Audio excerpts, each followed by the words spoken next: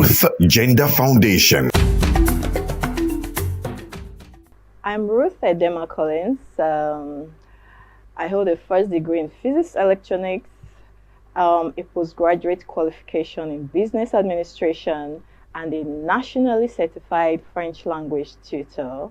Career-wise, I'm an educational facilitator. I'm the managing director at Atlantic Media and TV, and I'm also a director at Rukotech Integrated Services Nigeria Limited. I'm a wife and a mother, and I like dressing up to show up. Yeah, so that's basically me.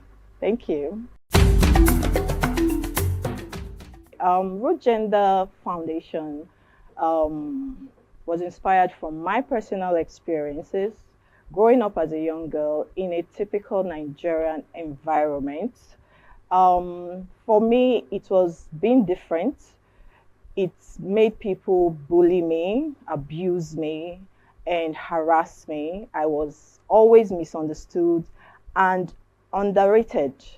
Root Gender is a foundation that is dedicated to building confidence in the Nigerian girl child through educational and inspirational programs, like supporting programs that promote girl child education.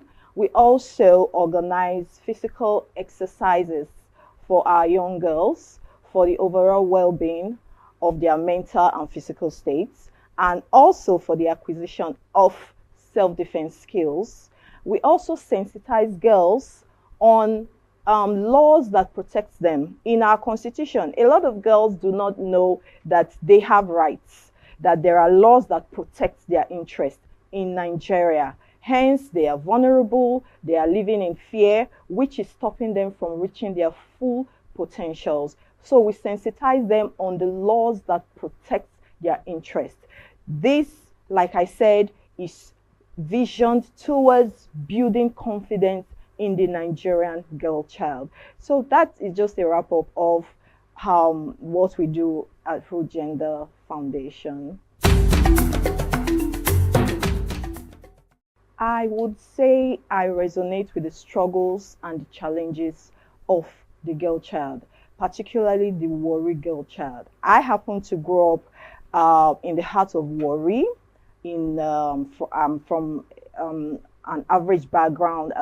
My family is an average one, but I experienced a lot. Like I said, I was bullied, I was overlooked, I was harassed for being a different child, for daring to be different, and nobody was taking note and tapping into my potentials. So my interest for the girl child is I would love to be a voice for the girl child. They need people to believe in them. They need people to speak for them. I also want the Warri girl child to know that there is hope beyond the reef. I want them to see the bigger picture. I want them to know that they can compete on global platforms. They can compete on international platforms, and they can do very well. We have the likes of Ada Gold, or Maumi, and the rest of them. They are all competing very well on international platforms, and I know that you too can do that, and I want you to know that is why we are here. Root Gender Foundation is here to make you understand that you can actually be what you want to be.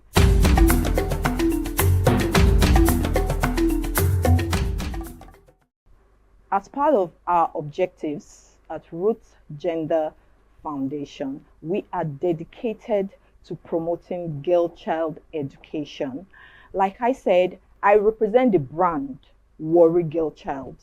I represent the brand the African Girl Child, because I have gone through the struggles from there to here. So giving 2 million to the best female participants is just a way to share them on. It's just a way to make them know that we believe in you. I believe in you. You can look up to us. We are sharing you on. It is not about the money. We believe in your potential. We want our girls to know that you are doing the right thing at the right time. You are in the right place, and this is what you should be doing. That's why we are supporting you, and we will always be here to support you. Girl child empowerment to me is enforcing laws that protect our girl child. You know, my NGO, we've been pursuing a bill that we will see to be passed. We are asking that our girls should be allowed to carry pepper spray as weapons of self-defense. Because if you look at it, our women have nothing to protect themselves.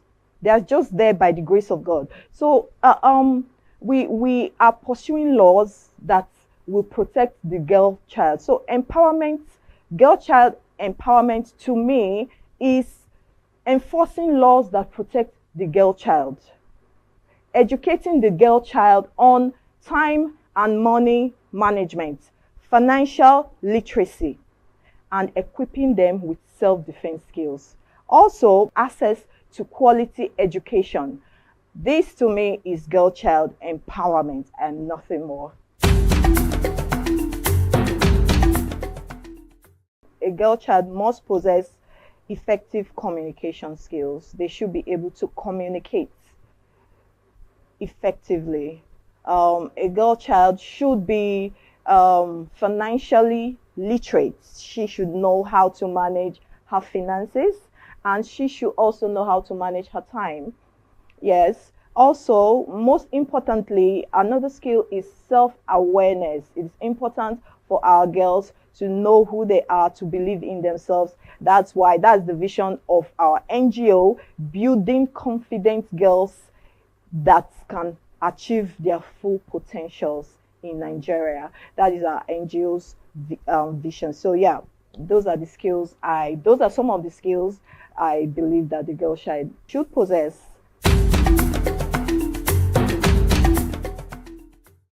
She needs role models. She needs people that have dared that path and have made it. Our young girls need role models. That's why we have to do better. We have to do the work. We have to bridge the gap. We have to share them on like we are doing. You can achieve your dreams. First, you have to make education your best friend. Every effort you put into learning will always be there for you, to never fail you. Boys will break your heart, people will break your heart, but every effort you put towards learning anything, everything will always come through for you. So for you to achieve your dreams, look towards the right people, look towards the right direction. There are people that have achieved in that route.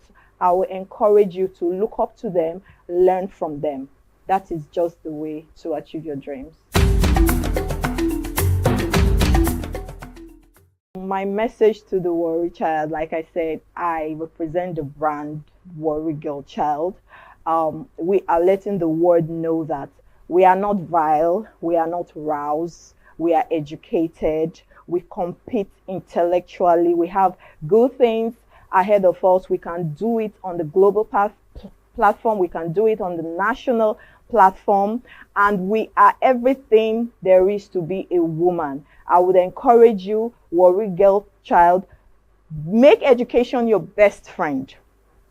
Make education your best friend. Learn new things. Learn new languages. Okay? And the sky will be your starting point. We are always here to share you up. Don't forget that my name is Ruth Edema Collins from Root Gender Foundation, and from all of us wishing you the best, we say keep watching Atlantic TV. Ruth Gender Foundation.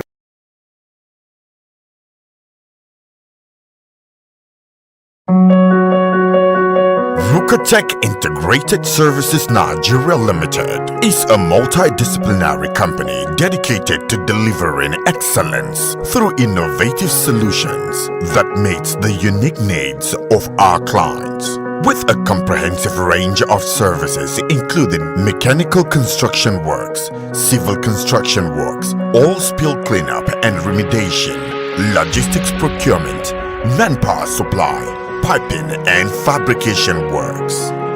With a proven track record of successful projects, Rucotech Integrated Services Nigeria Limited is a trusted partner for cutting-edge solutions and engineering excellence. The Ogiame Atuwatse III Inter-Collegiate Quiz and Debate Competition. Ladies and gentlemen, welcome back to the Ultimate Showdown. This is the Ogiame Atuwatse III Inter-Collegiate Quiz and Debate Competition. Wow. The stage is set for Group K right about now. We just finished with Group J and it was an interesting one just before the break. And right now it's time for us to spread the spotlight on Group K. I'm your moderator, Rejoice Debekeme is here. Let's find out the powerful schools in that category. We have Zik Grammar School. We also have Ogidigben Grammar School. We have Majority Schools. And then we have International Unity School. Well done, everyone. We're about to find out the power of words and persuasion in a little bit. But first off, I would like to introduce the people who are sitting behind the scenes watching and analyzing and criticizing and penning down their points based on the criterion for the debaters right about now. I have the delectable Mrs. Ochuko Orogu. I also have Comrade Ajay Adaron Karen. And then for our panel of judges, we also have Mrs. Jane Tosani Biayi Pribo Samuel. We're excited to have this esteemed and professional panel of judges. And right about now, they're going to let us know what some of the debate protocols and rules and guidelines are. Over to you, judges. You're welcome. The debate rules. Use of mobile phones are highly prohibited. Cheating leads to immediate disqualification. Proper decorum must be maintained by participants and teachers. Specific debate topic and motions will only be sent a week before participants' session. Participants will be given 10 minutes to speak for their team, 7 minutes for lead speaker, and 3 minutes for supporting speaker. A countdown will begin 1 minute before the participant is notified to stop speaking. Exceeding of time limit by participants lead to deduction of marks. Judges are only expected to give their remark after each session alongside score points. Participants will be judged based on stage presence, confidence, accuracy, time management, neatness, intellectual ability, public speaking, and presentation skills. Audience are only permitted to chair after the presentation is concluded or indicated by the moderator. This is to ensure that participants are not distracted. The panel of judges include professionals. Their decisions are final and cannot be contested. All the best to all of you. Thank you, thank you. We just heard from the chairman for the panel of judges right about now. So the stage is set. I believe the contestants and debaters are ready. Are you ready? Are you ready? Wow. Okay, so let me find out. This is Group K category for you. Zik Grammar School. What does K represent? Knowledge. Let's celebrate that. And for Ogidigben Grammar School, K stands for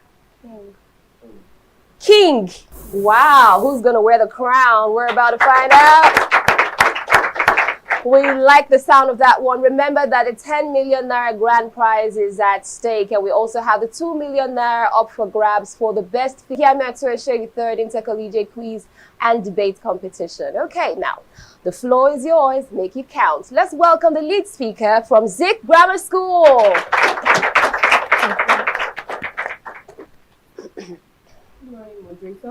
Honorable panel of judges, immaculate timekeeper, my intelligent co-debaters, distinguished ladies and gentlemen, and my powerful audience. I am Tango Stephanie, a student from Deep Secondary School, and I intend to validate the motion which says is formal education still the key to success in the 21st century. I will say a capital yes. Formal education has been the cornerstone of success for centuries. While some argue the fact that the 21st century has changed the rules, I firmly believe that formal education remains the key to success. Ladies and gentlemen, as we stand at the pinnacle of the 21st century, I firmly believe that formal education remains the key to unlocking success. Formal education is an education that is being schooled for and you attain degree, while informal education is synonymous to self-education. While informal education may have its benefits, it's just like building a skyscraper on quicksand, unstable and unreliable. Formal education provides a structured knowledge. It is a genesis that sets the stage for a lifelong learning. It is a spark that ignites the flame of curiosity, driving individuals to innovate, explore, and push boundaries. Ladies and gentlemen, do not underestimate the power of formal education. It is the launch pad for success, a catalyst for innovation, and the genesis for a brighter future. Do not sacrifice the proven benefits of formal education on the altar of informal education. Formal education is a secret ingredient that turns I think I can into I know I can. My opponent may say self-education is enough, but I firmly believe that it's just like saying you can learn how to watch YouTube tutorials. You can learn how to fly by just watching YouTube tutorials. Formal education provides knowledge, critical thinking abilities for you to succeed in your choosing career. Formal education is like a key and success is like the padlock. Without the key, you'll be stuck trying to break the padlock with a hammer, and that's hard work. Trust me, it's easier to just use the key. Now, let's talk about my very good friend and model, Elon Musk. Elon Musk's success is a direct result of his formal education. Elon Musk's success proves that even the most brilliant minds still need formal education. Even the most brilliant minds can still benefit from formal education. Elon Musk's achievements are numerous. He helped found SpaceX, made solar energies more available, founded a company called Zip2, etc. Now, let me drive a point here. What is Zip2? Zip2 is an online content publishing software company co-founded by Elon Musk in 1995. If Elon Musk has not furthered his education, if Elon Musk has not pursued his education, it would have just been some boy rather than being the founder of the company. Without education, you're just a smartphone without Wi-Fi. Furthermore, wealth is useless without education. Wealth is useless without education. It's just like a car without a driver. It is completely useless. Without education, you're just like a money bag with no brains. Money can't buy your brains, but formal education can. Formal education, furthermore,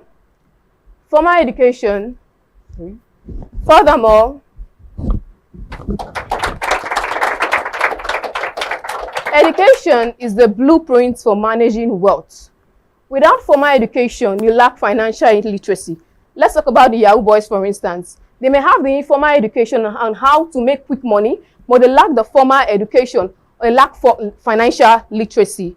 You see them buying cars, buying GLKs, buying houses, but at the end of the day, you see them selling it. Why? Because they lack the financial literacy to manage their wealth sustainably. They're like a one-hit wonder, flashing in the pan, but soon fading away. Okay?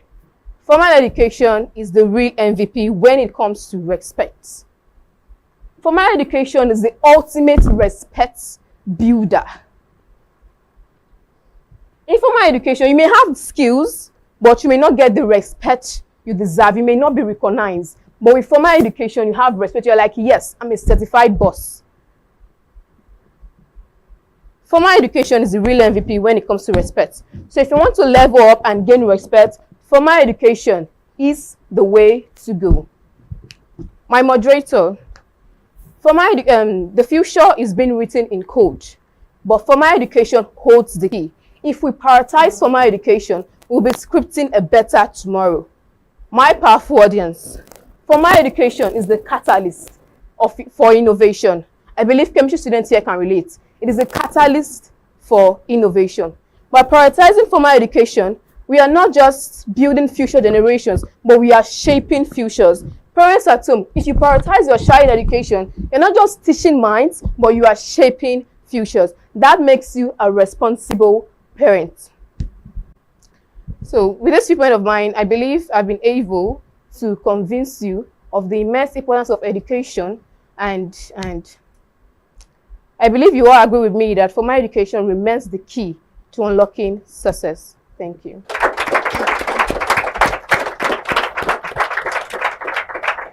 Well, we've just heard from the friend of Elon Musk and the lead speaker for Zik Grammar School. Now it's time for us to make welcome the lead speaker from Ogiame Grammar School.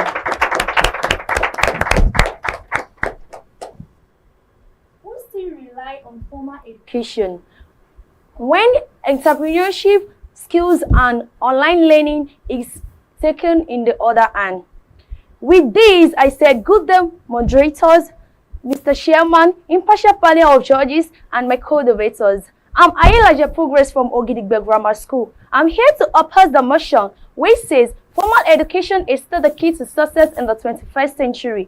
Before I proceed, what's formal education? Formal education is a structured and systematic learning process provided by institutions such as schools, colleges, and universities. But you should know that this present job market and accessibility of online learning gives students more privilege to learn and succeed outside the formal education. With this, I therefore oppose the motion that formal education is still the key to success in the 21st century with my following points. Firstly, inequality and unaccessibility. Formal education is often not accessible or affordable for many people today. This is due to either geographical locations, but education outside the formal settings is flexible and can be accessed anytime, anywhere. Secondly, rise of alternative learning pathway. With the increase in online learning platform and vocation training programs, people can now get valuable skills and knowledge outside the formal education.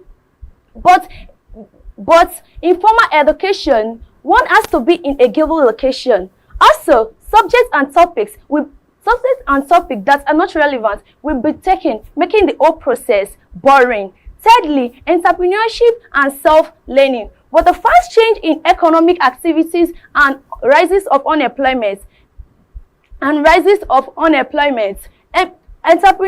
and skills have become the order of the day. Many successful men like Aliko Dangote, without completing the formal education, but rather with the entrepreneurship and skills, they gain success without the formal education. Fourthly, skills over credentials. This present job market places more emphasis on skills over credentials. Employers now value potential employees with practical experience and skills, but rather than those parading theoretical certificates from the formal education with no skills to back up. Fifthly, overemphasizes on theoretical knowledge. Formal education in many value on theoretical knowledge and practical skills. Deals with the deal of the demands. In this, not to convince my listener, I said, formal education is still the key to success in the 21st century. Thank you. Okay, there we've heard it from the lead speakers from Zik Grammar School and Ogiame Grammar School. They have laid the foundation. Now it's time for the supporting speakers to solidify it. Let's make welcome the supporting speaker from Zik Grammar School.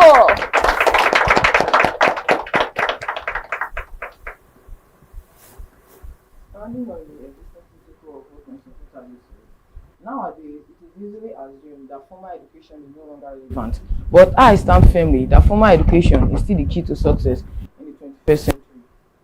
First and foremost, formal education provides a solid foundation for critical thinking, problem solving, and communication skills.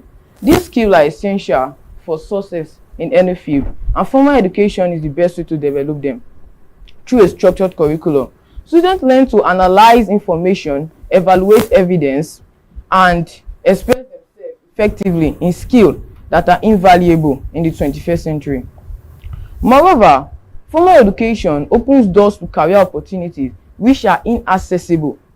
Many professions require specialized knowledge and training which can only be obtained by formal education.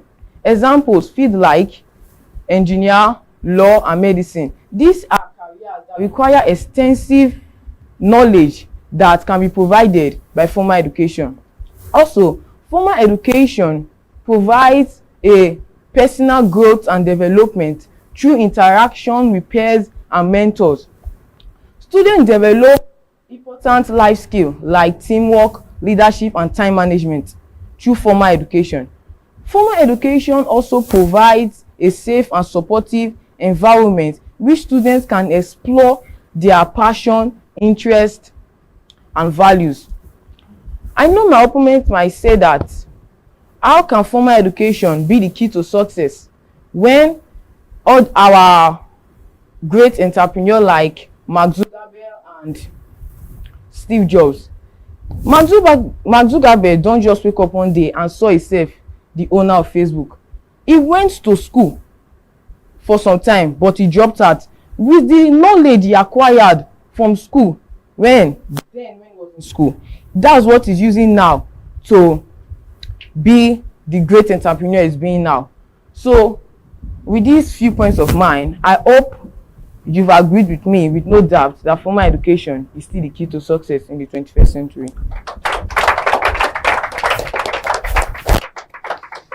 Still fighting for and against the motion for the topic, is formal education still the key to success in the 21st century? Now let's welcome the support speaker from Ogiame Grammar School. Good day, Mr. Chairman, accurate timekeeper, fellow co-debater, panel of judges. Standing before you here is Omagbemi Future, and I'm here to oppose the motions which say formal education is still the key to success in this 21st century. With the rise of online learning platforms and vocational training programs, students can now get valuable skills and knowledge outside the formal education setting. With these, I still strongly oppose the motions that says formal education is still the key to success in the 21st century with the following point of mind. Firstly, skill misalignment. Many times, the curriculum of formal education might not always align with the skills demanded by industry. This creates a gap between classroom knowledge and the real world. That is why you always see students going for, after formal education, still go for industrial training. This clearly shows the knowledge that is attained from formal education might not always be needed in the 21st century. Secondly, skill gap. Many times, formal education does not always provide individuals with the necessary entrepreneurship skills like risk-taking and marketing adaptation, which are critical for one to start a successful business in the 21st century. With these few points of mine, I hope I'm able to convince you that formal education is not the key to success in the 21st century. Thank you. Brief, concise, straight to the point. Those are just a few words to explain what we're experiencing here for the Ogiame Atuwatse III Inter-Collegiate Quiz and Debate Competition. Wow, it has been such an explosive and interesting round. Let's celebrate the debaters. Well done, guys. We're going to go for a quick break. When we return, we're going to find out what the judges have to say and what the scores reveal. Don't go anywhere. The Ogiame Atuwatse III Inter-Collegiate Quiz and Debate Competition is proudly presented by the Office of the Sole Representative of the Olu of Warri to the NMPCL in conjunction with Cora Care Foundation and proudly sponsored by Rokotech Integrated Services Nigeria Limited and Ali Innovative Nigeria Limited. Ruth Gender Foundation. Media partners Atlantic Media and TV Group, Cora Radio, Prime Gossip Gazette, and Ogiame TV. It's been such an interesting session we just had there with Zig Grammar School and Ogiame Grammar School. I think they deserve another warm round of applause. They have done well. I'm your moderator, it's Rejoice Debekeme here. I can't wait to find out what the judges have to say. I'm sure you're also itching to find that out and also see what the scores are saying. But first up, over to the judges. What do you think? Wow, this was really an educative platform. The Zig Grammar School came in very strong. The lead speaker was emphatic in her standpoint, and she came in with so many analogy, the analogy of the padlock and the key, and it was really ingenious of him. Then for the Ogiame Grammar School, I'll commend you for your practical explanation concerning the employees having practical skill without formal education and all the others. Thank you.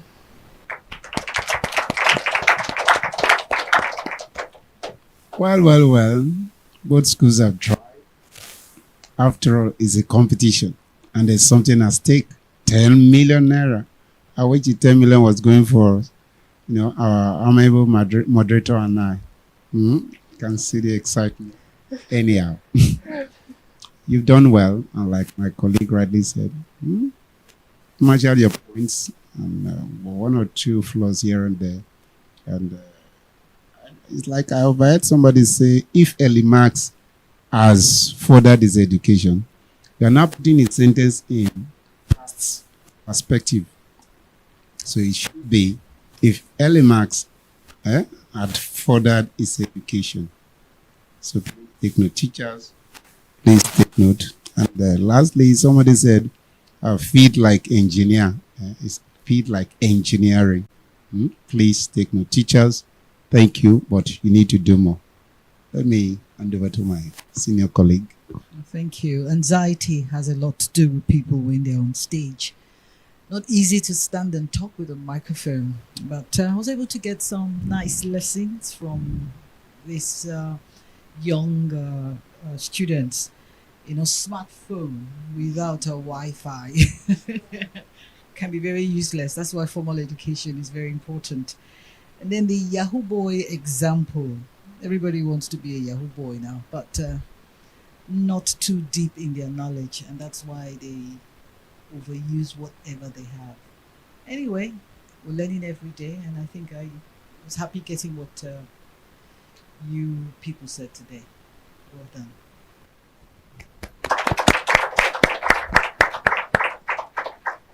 Thank you very much for that insightful one from our distinguished panel of judges. Now it's time for us to reveal what the score sheets are saying. But first of all, I want to find out how the debaters are doing. How are you guys doing right now? Okay. Wow. How about you? How are you doing over there? You feeling all right? Are you ready to find out what's going on with the scores? Okay. Let's see how you perform. For Zeke Grammar School, they came through with a total of 44 points. And for Ogiame Grammar School, they totaled 40 points. Well done, guys. You have done very well. We're super proud of you. We're still rooting for you. This is stage 3 of the Ogiame Atuwatse 3rd Inter-Collegiate Quiz and Debate Competition. This is still the category 4K. We're now done with Zig Grammar School and Ogiame Grammar School. We're going to find out what majority schools and International Unity School have to offer right after this. Don't miss out on exciting news, events, and more. Stay connected by following us on Facebook, YouTube, and Instagram at Atlantic Media and TV. Ọba Ọlájà Ìwẹ̀rẹ̀, Ọba tó wá ṣe dìtẹ̀, Ọba Olùtìwárí, Ọba Ìwẹ̀rẹ̀, Ọba Ọlájà Ìwẹ̀rẹ̀, Ọba tó wá ṣe dìtẹ̀, Ọba Olùtìwárí, Ọba Ìwẹ̀rẹ̀, Ọba Ìwẹ̀rẹ̀, Ọba tó wá ṣe dìtẹ̀, Ọba Olùtìwárí. Ọba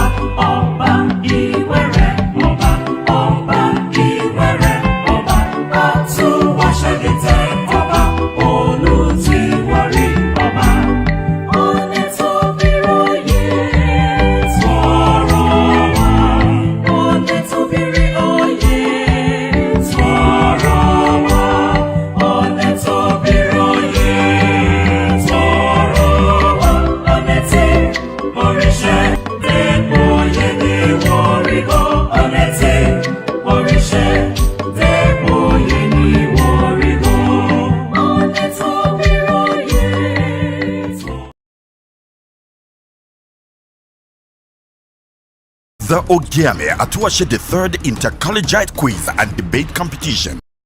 Ladies and gentlemen, boys and girls, welcome to the ultimate test of eloquence. It's the Ogiame Atuwatse III Inter-Collegiate Quiz and Debate Competition. This is stage 3 indeed, and it has been a roller coaster ride, thought-provoking here and there, heartbreaking moments also, but all round interesting on this particular competition. I'm your moderator. My name is Rejoice Debekeme. Welcome to it. It's so good to have you on board again. At Atlantic Media and TV is where you're locked into. It'd be nice for you to like and to follow and to share, and also comment your thoughts and your opinions on what you think about the competition, who you're rooting for, who you think is going to wear the intellectual crown and win the 10 million naira grand prize at the end of the day. May I quickly inform or remind you that this competition is powered by the Office Olu of Worry and liaison to NNPCL. Now let's get right to it. Wow, interesting. For today, we have 3 groups as usual. We have Group J, we have Group K, and Group L. Let's find out the schools in the J category. We have Iwere College. We also have Brightfield International School. We have Ginawa Grammar School. And we have Beach School Cocoa. Alrighty then, you're very, very welcome everyone. But of course, you know we cannot proceed without first reaching out to the individuals who would make sure that the judgments are fair, collating the results, analyzing content delivery, and everything else in between. I would like to quickly introduce our esteemed panel of judges. We have a seasoned veteran broadcaster and media personality, retired but not tired, Mrs. Achukorogu. Yay! We're super excited to have her on board. We also have a fantastic, amazing seasoned administrator in the person of Comrade Adaron Kare. We have an administrator, business mogul extraordinaire. She is Mrs. Jane Tosani Biayi Pribo Samuel. We love and appreciate them. We're honored to have them on board. They are professionals indeed. Now it's time for the competition to begin proper. Who do we have taking the stage first off? We have Iwere College versus Brightfield International School. Now let's make a rousing applause for the lead speaker from Iwere College.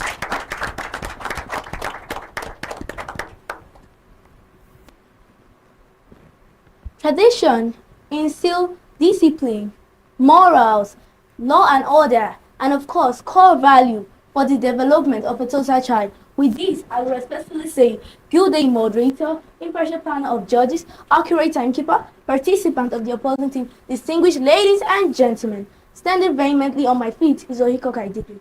I am a bona fide student of the prestigious Iwere College Cocoa, and I stand in support of the motion which states, traditional institutions, are they still relevant in modern governance? First, what are traditional institutions? Institutions, as the name implies, are based on the religion, custom, ancestry, history of the people. And traditional institutions are usually headed by a traditional ruler. And for modern governance, it refers to the system of the rule, practice, and institution that guide the exercise of authority and power in a society or a state. Despite the dominance of modern government, traditional institutions continue to carry out a very crucial role in modern government structure. I will be presenting some real-life examples to enlighten their continued relevance in modern government. 1. Alternative dispute resolution.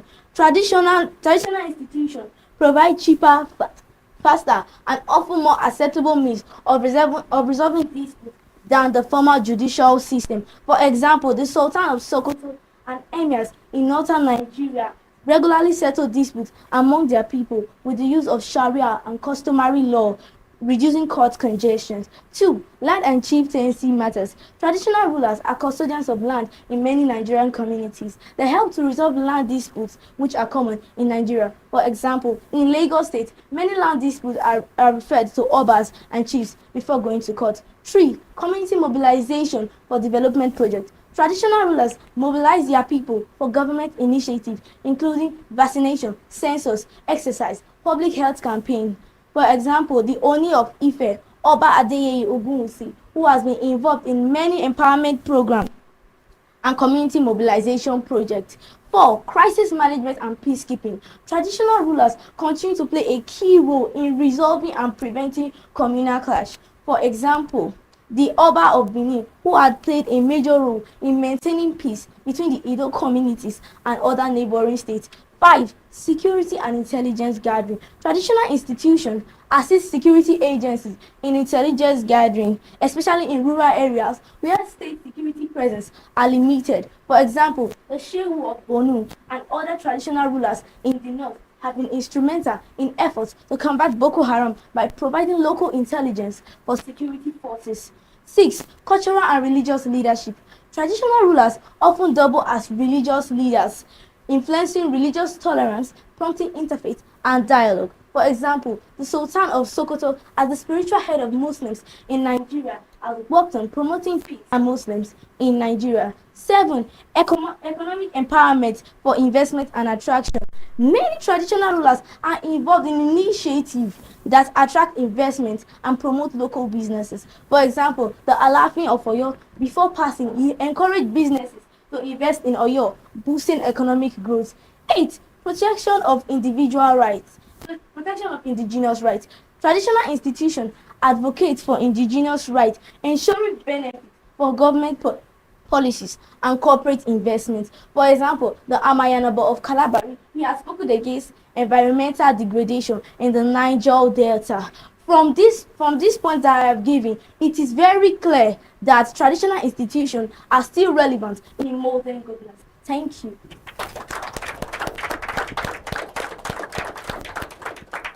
Speaking on the topic there, we have Iwere College, traditional institutions. Are they still relevant in modern governance? So we've had a good start with the lead speaker going on there with a lot of gesticulations to buttress her point. Now it's time for us to have the lead speaker from Brightfield International School.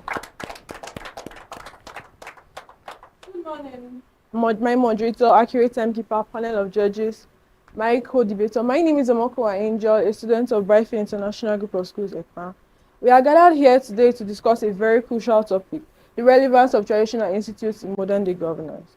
As we stand at crossroads to preserving cultural heritage and embracing modernization, it's imperative we scrutinize the role of traditional institutes in modern-day governance. And I'm going to prove my points to you with 4 compelling arguments to support my stance. 1. Clash with modern democracies. Traditional institutions often portray outdated values which may clash with modern democracies. For instance, traditional institutions are deeply rooted in male-dominated system, which systematically disenfranchise women. But in contrast, modern democracies emphasizes on equality, justice, and human rights. 2. Lack of accountability. Traditional institutions often lack accountability and transparency, which may lead to the abuse of power and perpetration of justice. But in modern democracies, modern democracies make use of institutions which are transparent, accurate, and subject to the rule of law. 3. Inefficient decision-making. Traditional institutions often lead to inefficient decision-making processes. In today's fast-paced, rapidly changing world, governments must be agile and responsive to the needs of citizens. 4. Customary law. Traditional institutions make use of customary law, which may contradict modern democracies. For instance, forced marriage. Forced marriage, which takes place in Niger State, may contradict the national constitution and international human rights standards. Some critics may argue that traditional institutions are relevant for preserving cultural heritage, but I counter that traditional institutions are no longer relevant for preserving cultural heritage, as modern democracies can preserve cultural heritage, thereby promoting inclusivity and a sense of belonging, thereby rendering traditional institutions relevant no more. Thank you.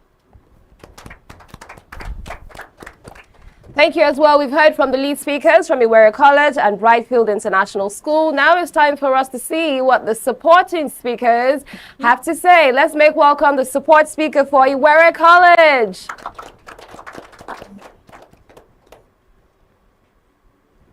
The word of the elders are the words of wisdom. Standing on the existing protocol, my name is Munashir Abimbola, and I am here to present more evidence in addition to what my lead speaker had just spoken. Traditional institutions are still relevant in modern day governance. For example, education. Traditional institutions support education by advocating for literacy, awarding scholarship, and also building schools. For example, the Oluwafori Ogiame Atuwatse III Inter-Collegiate quiz and debate competition has helped students to demonstrate their critical thinking and communication skills. 2. Skill acquisition and apprenticeship. The traditional institutions have support vocational training and apprenticeship in skill acquisition, which has helped many Nigerians gain job opportunities. For example, the Igwe of Nnewi Kingdom has played an instrumental role in the popular Igbo apprenticeship business, which has produced many successful Nigerian businessmen in manufacturing and trade industries. My opponents here may argue with me that modernization has reduced the influence of traditional institutions, but however, that is just a misconception. Traditional institutions do not work in isolation, but rather they collaborate with modern organizations, like they collaborate with international organizations, NGOs, and government agencies.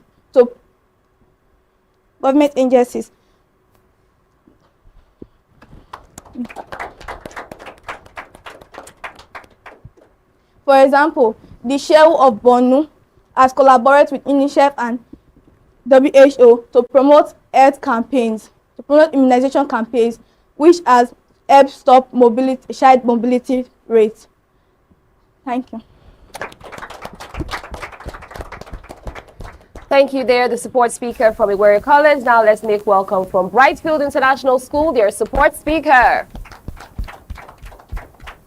Good day, everyone. Moderator as my opponent, as my chief speaker has said, I am here to oppose the motion about what she just said. And I'm going to give you some strong proof that traditional institutions are not relevant in today's generation. Like, number one, traditional institutions are often conservative. That is, they resist progressive changes like gender equality, education. Like my opponent here just said, traditional institutions give education and literacy. Yes, she is right, but modern day government also do that. There are private schools and there are government schools, and private schools are meant for everybody, including those who don't have the money to pay. They can go on scholarship. Now, it's not only traditional institutions that does that. Traditional institutions are so self-absorbed with power.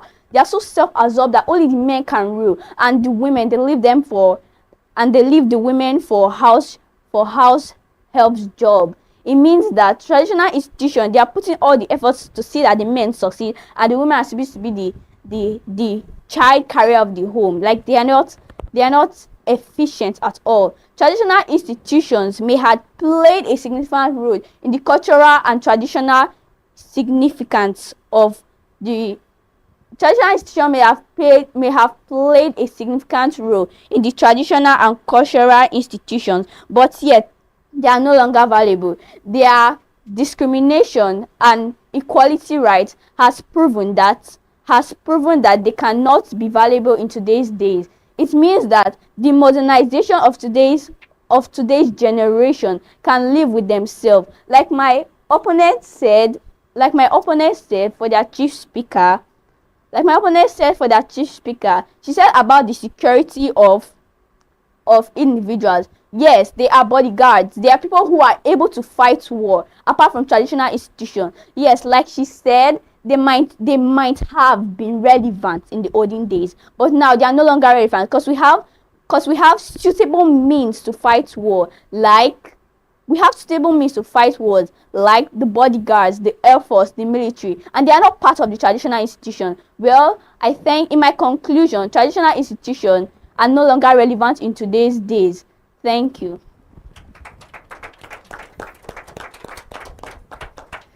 Yes, we have it there from Iwere College and Brightfield International School. Traditional institutions, are they still relevant in modern governance, fighting for and against the motion? How about we go for a quick break? When we return back, we're going to visit the table of our judges. Don't miss out on exciting news, events, and more. Stay connected by following us on Facebook, YouTube, and Instagram at Atlantic Media and TV. This is the Ogiame Atuwatse third Inter-Collegiate Quiz and Debate Competition, and indeed, in the famous words of our president, we're hitting the ground running. We have kicked off already with the J category, and the schools on there, we had Iwere College and Brightfield International School. Let's celebrate them one more time. They have done well. It's time for us to hear from our judges. What do you have to say? Where do we have improvements? What's going on? Let's hear it. It's like the weekend was kind of long for a lot of us, so our brain went so relaxed. But apart from that, stage fright, I wonder why. Their points. I got a lot of points, especially with the traditional institution. Well, said, but delivery was a little bit scary. I don't know why. But anyway, it's a learning process, and I think they will get better as they progress.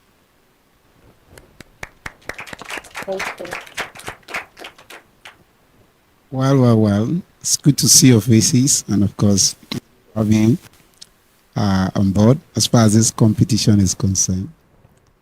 I've said it before, we are for everyone, we are against everyone. We are for the topic, we are against the topic. So we are neither here nor there. However, it is your delivery that will inform what comes out from our own end. From this end, this is my opinion anyway. I have a feeling more time has been given, has been spent on you, working on you. I'm sure your delivery will have been, like I said, it's just an opinion, it's mine. You did well.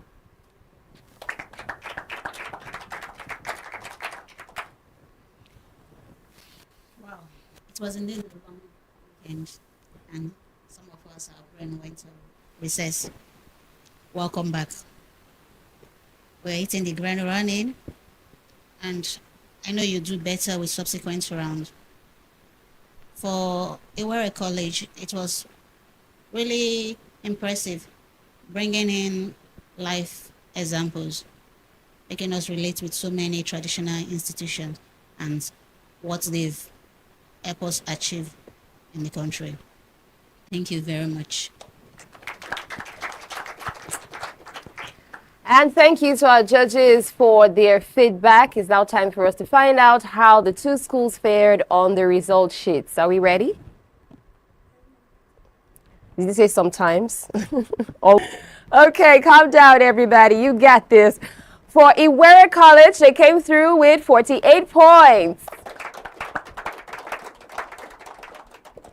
And for Brightfield International School, they turn to all our brilliant minds that have come through for today, especially for the J category. We're supposed to transition into the next set of schools, but unfortunately, they're not present here with us today. That's Guinewa Grammar School and Beach School Cocoa. And so we're going to progress onto Group K right after the break. Stick around, stay with us. We want to see your comments, we want to see your likes, we want to see what you're excited about, what your expectations are from the Ogiame Atuwatse third Intercollegiate Quiz and Debate Competition. I'm your moderator, it's Rejoice Debekeme. You don't want to go anywhere. Stay with us.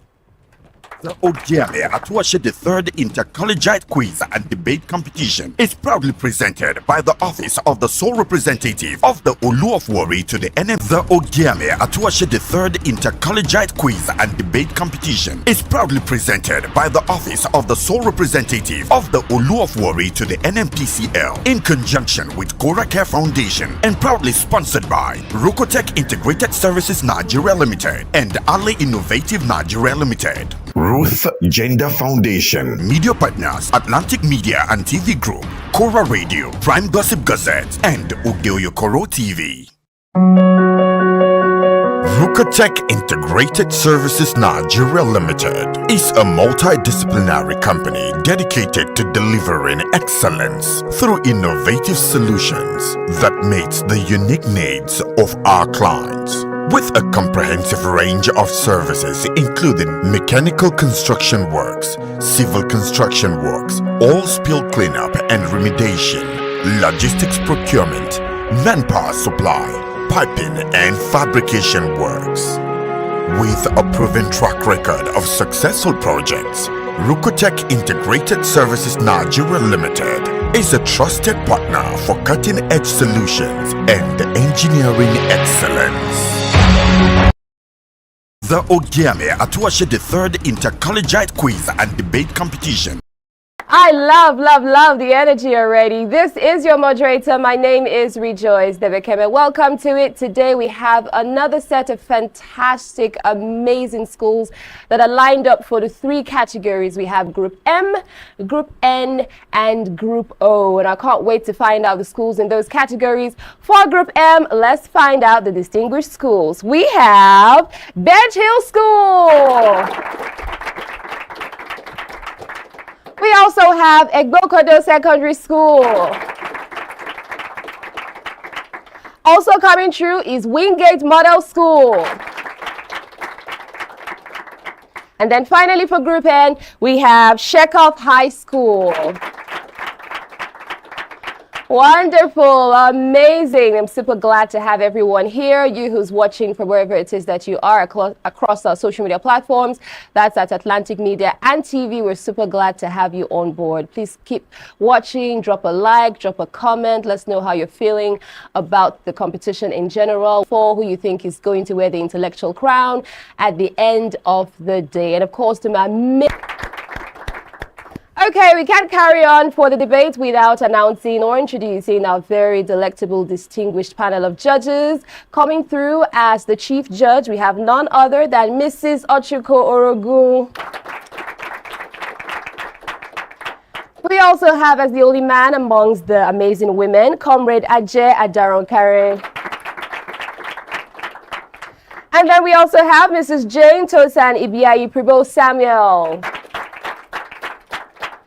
Wonderful. We're about to hit the stage and, of course, drop it like it's hot right about now. But first things first, we have to listen to the guidelines and, of course, the rules of engagement from our judges.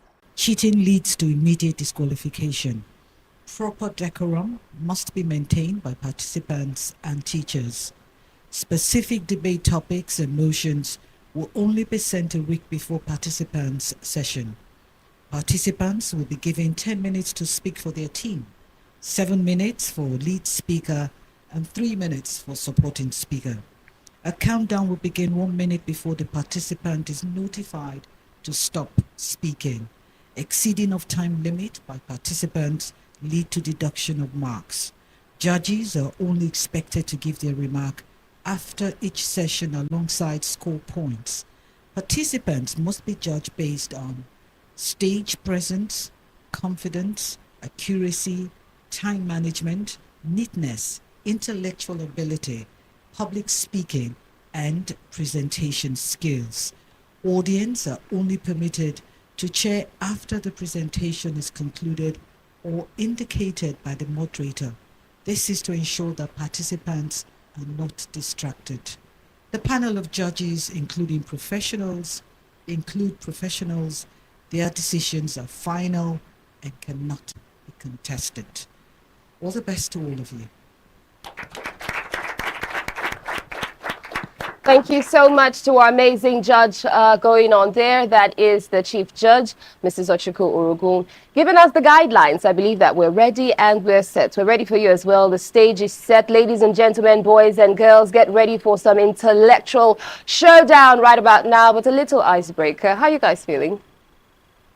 Oh my, they smile. Silence. Very loud. Okay, now you're in Group M. What does M signify or mean for you? Modesty. Modesty. I like the sound of that one. Okay. Miracle. cool. No, they tie our jeans. Okay, alrighty then. I like that as well. How about you? Marvelous. Marvelous. Okay. Majestic. Majestic. Oh, come on now. Let's bring it in.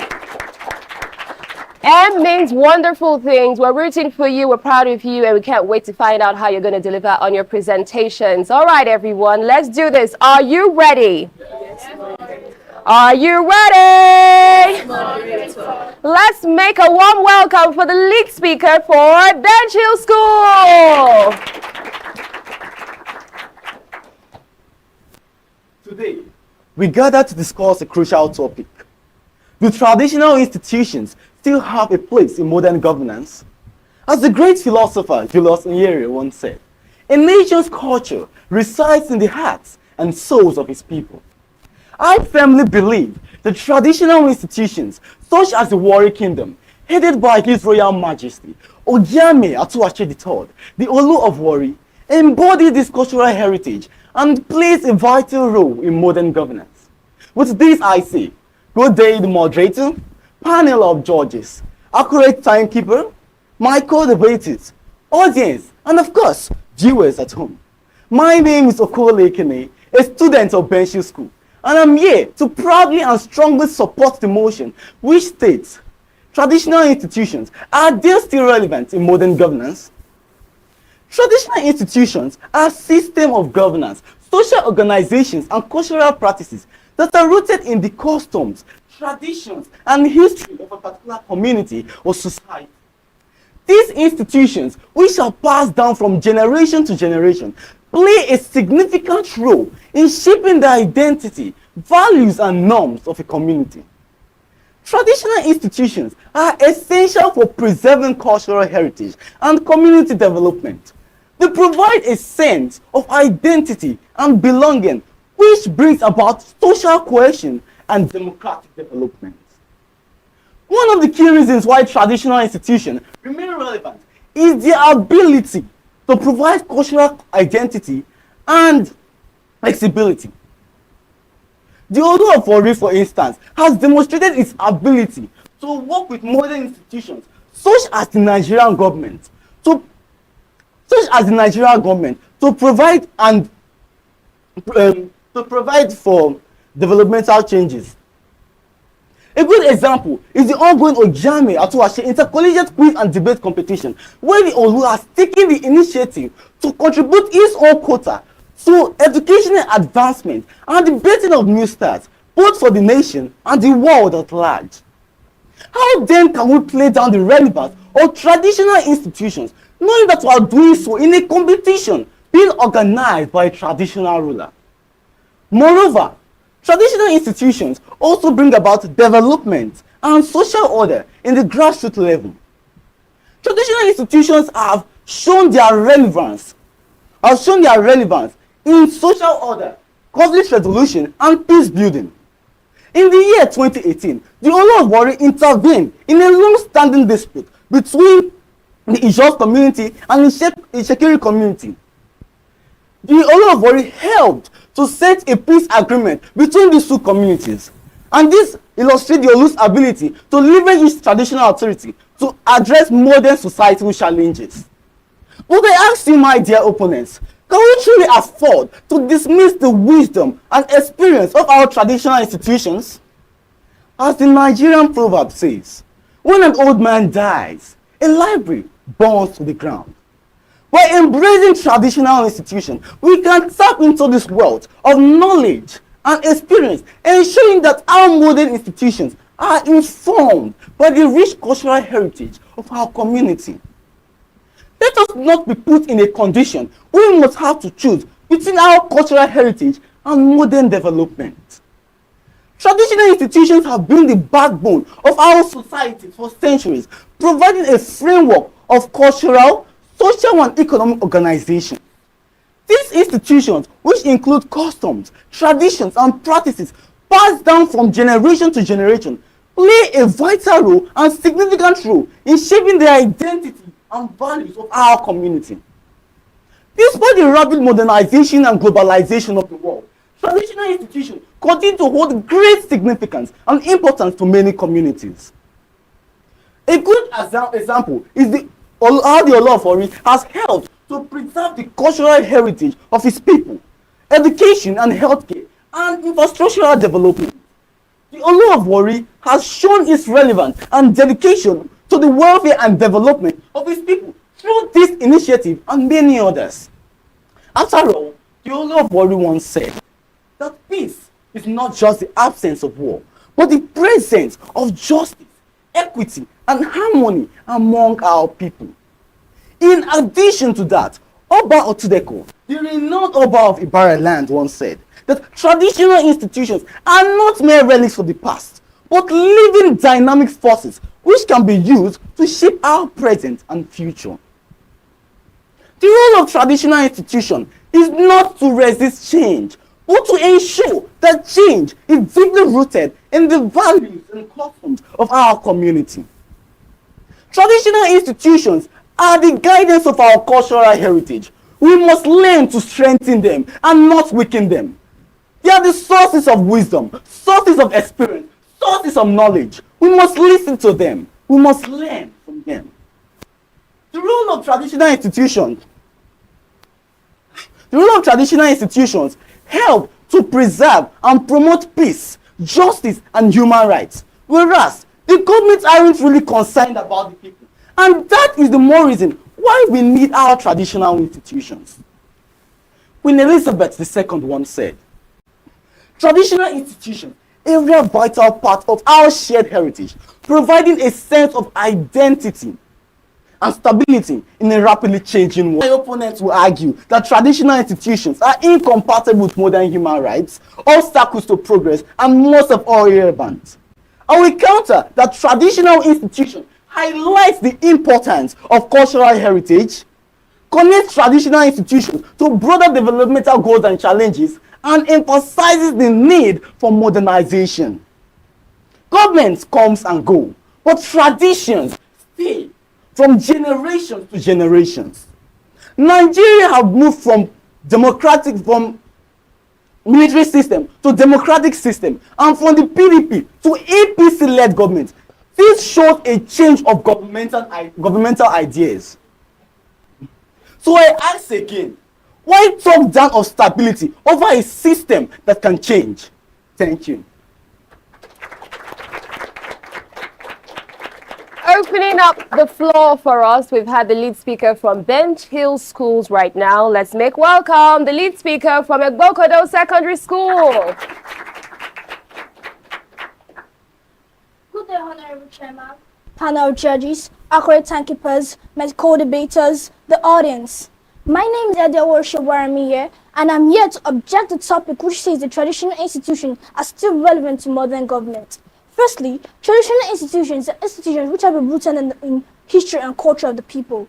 These institutions have been often leadership to the people, but yet they still lack a clearly defined role in the modern government.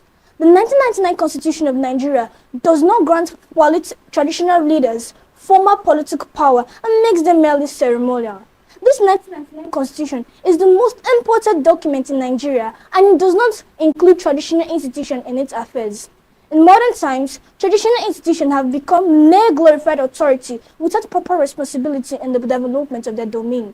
Moreover, traditional institutions, with their lack of proper responsibility, are more of a liability than an asset to the leaders and power invested on elected representatives, thereby reducing the power and authority of traditional institutions. Even some of these traditional leaders go out to vote for political leaders. Traditional institutions impose the leadership on the people, depriving the people of the power of the sea. There are always unequal power dynamics in traditional institutions. These traditional institutions often marginalize minority groups like women and youth. The rule of law states that everyone is equal and no one is above the law. But in traditional institutions, they have a class system and most of them practice nepotism. Traditional institutions are clearly breeding a nuisance in our society, often pressing the people in their domain. Traditional institutions are purely useless to our modern government. Thirdly, globalization and modernization have reduced the cultural significance of many traditional practices. Modernization have led to many diverse authority over non-indigenous residents. Traditional institutions often impose elements of pagan and superstitious practices that go against other people's religion. The Nigerian National Unity Project promotes a sense of collective identity beyond ethnic and traditional affiliations. Federal and national policies always emphasizes on equal citizenship, which reduces the rate of ethnic-based government. Fourthly, the presence of federal, state, and local government have reduced the cultural significance of traditional institutions. The modern government frameworks provide a legal and an administrative structure that bypass traditional rulers. Moreover, the younger generations are more inclined towards political activism. Social media and contemporary activism have shifted away their attention from traditional institutions. Lastly, since time immemorial, traditional institutions controlled land and local economics, but these traditional rulers are often embroiled in land disputes. They are always accused of selling communal land for personal gain. Traditional institutions take people's land that are not theirs and sell it for their own personal gain. But now, government agencies now regulate land tenure and economic activities, and since then, the economic activity of different communities has increased. State and local governments are now responsible for communal development. In conclusion, modern government always emphasize on human rights, democracy, and rule of law. My opponent, in modern government, what is the use of such institutions that still project such primitive and backward practices? I strongly believe that you all have been able to agree with me that traditional institutions are no longer relevant to modern day government. Thank you. Wow, the floor has been officially open as we have the lead speakers there pouring out their strong argument points. Now it's time for us to have some reinforcement from the support speakers. Let's make welcome the support speaker from Bench Hill School. Good day, the moderator, panel of judges, accurate timekeepers, my co-debaters, audience, and of course, viewers at home. My name is Igbini Dureme, student of Bench Hill Schools, standing here to support the motion that says traditional institutions are they still relevant in modern day governance. Traditional institutions have long been trusted figures who maintain peace and resolve conflict at the grassroots level. Let's take our minds back to the Niger Delta crisis when militants were challenging the central government control.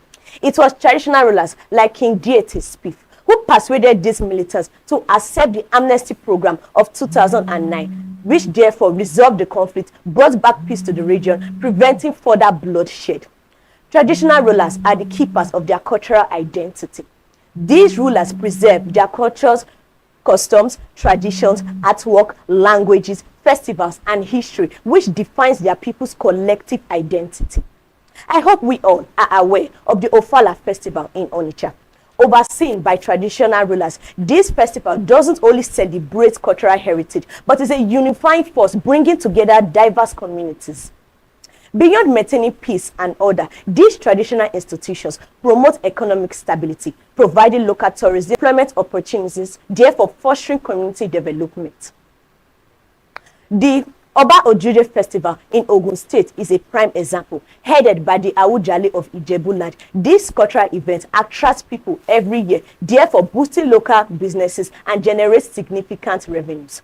In times of crisis, be it social unrest, public health emergencies, or natural disasters, these traditional rulers act as immediate crisis managers due to their long-lasting relationships with their people. During the COVID-19 pandemic and subsequent NSAS programs, these traditional rulers worked hand in hand with the government to calm public fears, pass information, and therefore provide a subsequent support for the affected communities. The attempts to institutionalize traditional institutions with a well-modernized and centralized government have largely failed due to their relevancy. As Nelson Mandela once said, our traditions are the backbones of our societies and must be preserved. Justice Wendell Oliver once said, and I quote, "Historic continuity with the past is a duty and not a necessity. We must do it because it is our tradition and we must preserve it." Henry Colbert Lodge once said, "The tradition of a nation are its lifeblood, and therefore we must preserve them. because it is essential. Thank you. Reinforcing their points there, that's the support speaker from Bench Hill School. Now it's time for us to make welcome the support speaker from Egbokodo Secondary School. Good day, Mr. Chairman, and other protocols observed. I am Nana Precious Ebikambere from Egbokodo Secondary School, SS1B, and today we gather to discuss the irrelevance of traditional institution in modern governance. Traditional institutions in Nigeria, such as monarchies, chieftaincy system, council of elders, once played a central role in governance. But I firmly believe that these institutions are no longer relevant, and they have been significantly diminished due to several factors. Firstly, incompatibility with democracy. Traditional institutions are inherently undemocratic, often relying on hereditary succession and monarchies. This contradicts the fundamental principle of democracy, which emphasizes equality, representation, and accountability. In modern governance, we need an institution that reflects the will of the people and not the interest of privileged few. A report from the International Republican Institution, IRI, found out that the traditional institution in Nigeria conflict with modern democratic principles often, including the separation of power and the rule of law. And the rule of law clearly states that everyone is equal and no one is above the law. So therefore, traditional institutions, however, have a class in system. Secondly, corruption and political manipulation. Many traditional institutions have been accused of corruption, favoritism, and involvement in partisan politics. Politicians often manipulate traditional institutions for personal or political gain, eroding their credibility. Thirdly, weak enforcement powers. Traditional institutions lack the authority to enforce law, as the law enforcement is under the jurisdiction of the Nigerian police and judiciary. Their influence is mostly symbolic, with the little practical governance power. Lastly, as education and exposure.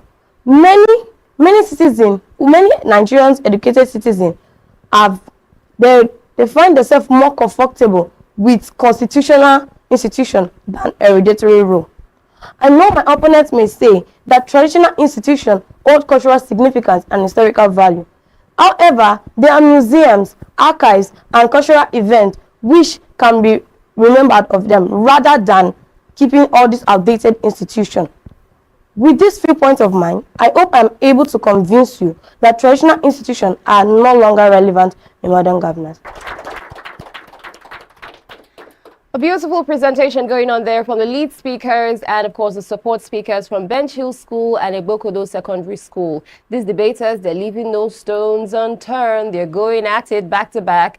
It's Atuwatse, the third Inter-Collegiate Quiz and Debate Competition. Before we hear from our judges, we're going to go for a quick break. Don't go anywhere. Don't miss out on exciting news, events, and more. Stay connected by following us on Facebook, YouTube, and Instagram at Atlantic Media and TV. On here for the Ogiame Atuwatse third Intercollegiate Quiz and Debate Competition, it's really a battle of minds right about now. This is the third stage and it's the debate stage. And of course, all teams are coming through how they fared for their presentations. Over to you, judges. Okay. When Bench Hill School, the lead speaker came up very strong, and if the Egbokodo lady was a lily-livered person, she would have shrunk. But she came in slow, steady, and she still delivered her points very well. I commend you guys. You did a good job.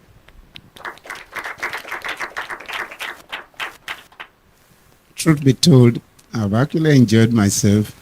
With what I saw a while ago, and it suggests to me both schools came prepared. Kudos to you, kudos to your teachers, and you've done your very bit, and I'm impressed. It reminds me of my secondary school days. I did history, and of course, in one of the classes, we're told that Lamrudu fell from heaven with heavy chains on his hands. whether it's a case of historical fallacy, where it's a matter of opinion. But again, we've been told certain things today about the traditional institutions. I think the lady from Bukodo, the question. I'm sure after this session, the young man will have answer to the question. Yeah? But anyhow, that's the essence of the competition. Well done, my leader. Well, a good start off with the debates this morning, in a different style. But I felt my tradition was being trampled upon, which is actually a debate anyway.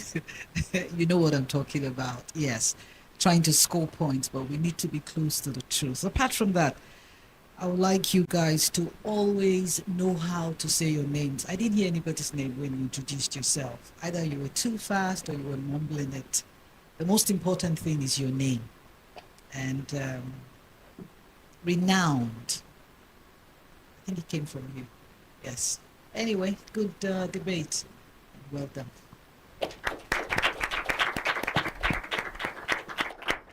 Well done, guys. Thanks to our esteemed judges for their feedback going on there. Now it's time for us to see what the score sheets are saying for our schools present here. For Bench Hill School, they came through with a total of 48 points. And Egbokodo Secondary School totaled 46 points. Kind of close now, isn't it? Yes, there's a battle going on there. But of course, one school has some bragging rights right about now as they're leaving. But trust me, each and every one of the participants and the debaters, they held their own. And of course, they showed forth brilliantly. Let's celebrate them one more time. You guys did fantastic. M for miracle, M for marvelous. Was it marvelous and miraculous for you? They're smiling. Okay, that's our first session for the Group M. We're going to find out if the next set of schools are going to convince you or confuse you when we return back from the break. Do well to stay with us. The Ogiame Atuwatse the third Inter-Collegiate Quiz and Debate Competition is proudly presented by the Office of the Sole Representative of the Olu of Warri to the NMPCL in conjunction with Cora Care Foundation and proudly sponsored by Rokotech Integrated Services Nigeria Limited and Ali Innovative Nigeria Limited. Ruth Gender Foundation. Media partners Atlantic Media and TV Group, Cora Radio, Prime Gossip Gazette, and Ugeoyokoro TV. Don't miss out on exciting news, events, and more. Stay connected by following us on Facebook, YouTube, and Instagram at Atlantic Media and TV.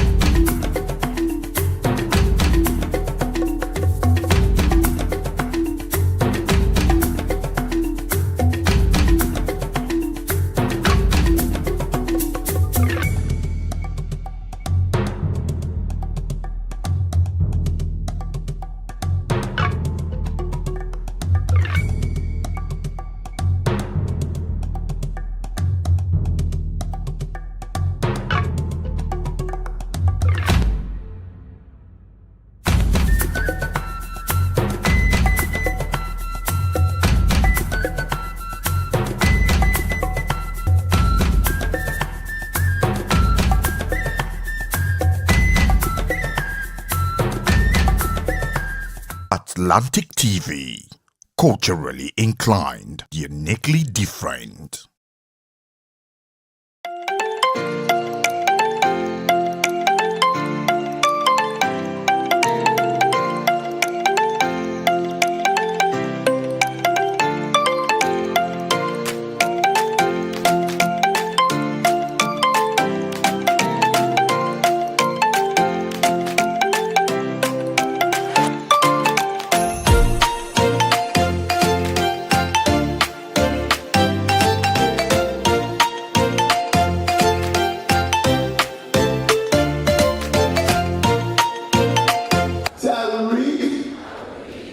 feel like reading.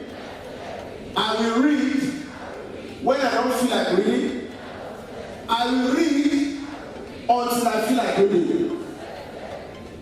Your future is in your hand as a student, not in the hands of your parents, teacher, or anybody. Do not allow anybody to tell you that education is a scam. The vision of the future of the world started in 2002. Our vision is to build a world where every child is inspired to pursue their passion, reach their full potential, and contribute meaningfully to their community. Our mission is to empower the world child to embrace their unique personalities and temperaments, fostering a future of self-discovery, personal growth, and positive change. You see, you cannot put yourself as a parent in the child. The child has to develop, find out what he or she likes most. You can be absolutely anything you want to be, whether you are a male, whether you're a female. The friends you keep matters a lot. So you might be addicted, that is a fact. The truth, can you leave that addiction? That is the truth.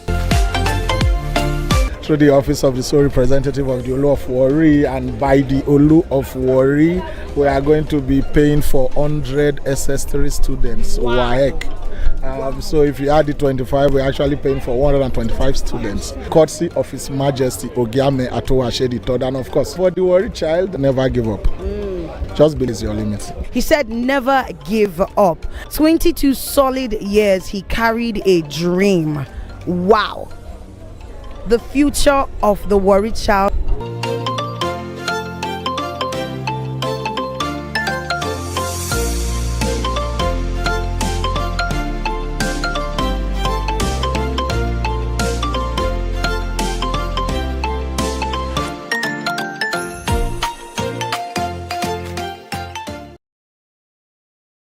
The Ogiame Atuwatse III Inter-Collegiate Quiz and Debate Competition.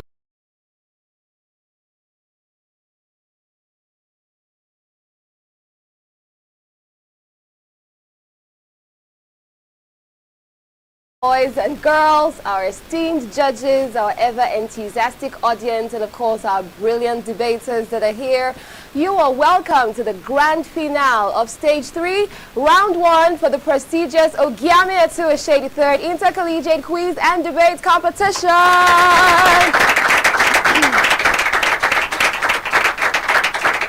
Wow, it's been such an interesting ride and experience on here.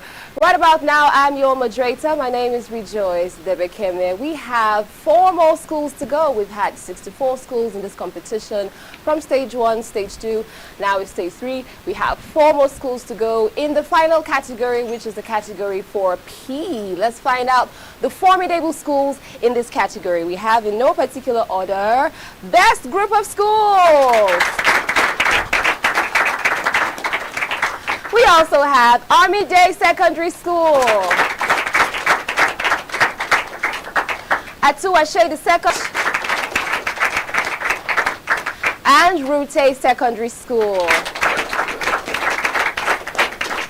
Fantastic. We can't wait to meet them and hear from them. But first of all, we're going to find out who our amiable, delectable judges are.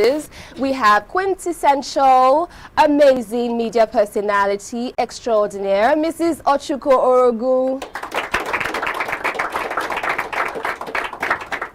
We also have the man among them, the only man among them, a very distinguished seasoned administrator, Comrade Ajay Adaronkaren. And coming through as a business mogul extraordinaire, she is Mrs. Jo Samuel.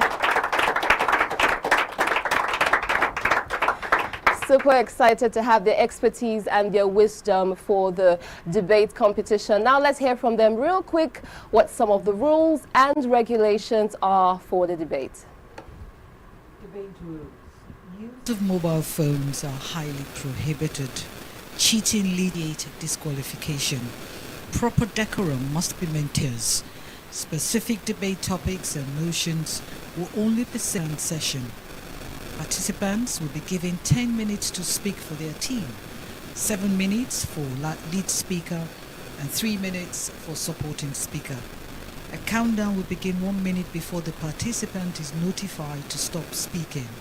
Exceeding of time limit by participants lead to deduction of marks. Judges are only expected to give their remark after each session alongside score points.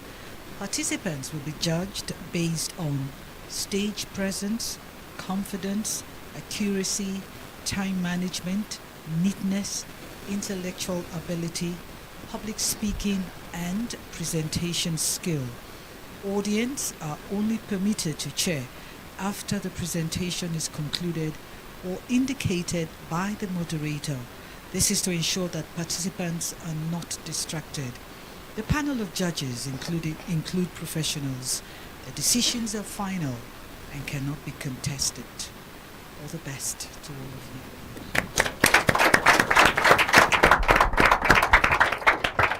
Thank you very much. That's the chairman for the judges, the panel of judges going on there. Now let's make welcome our first two schools for the first round and the first session.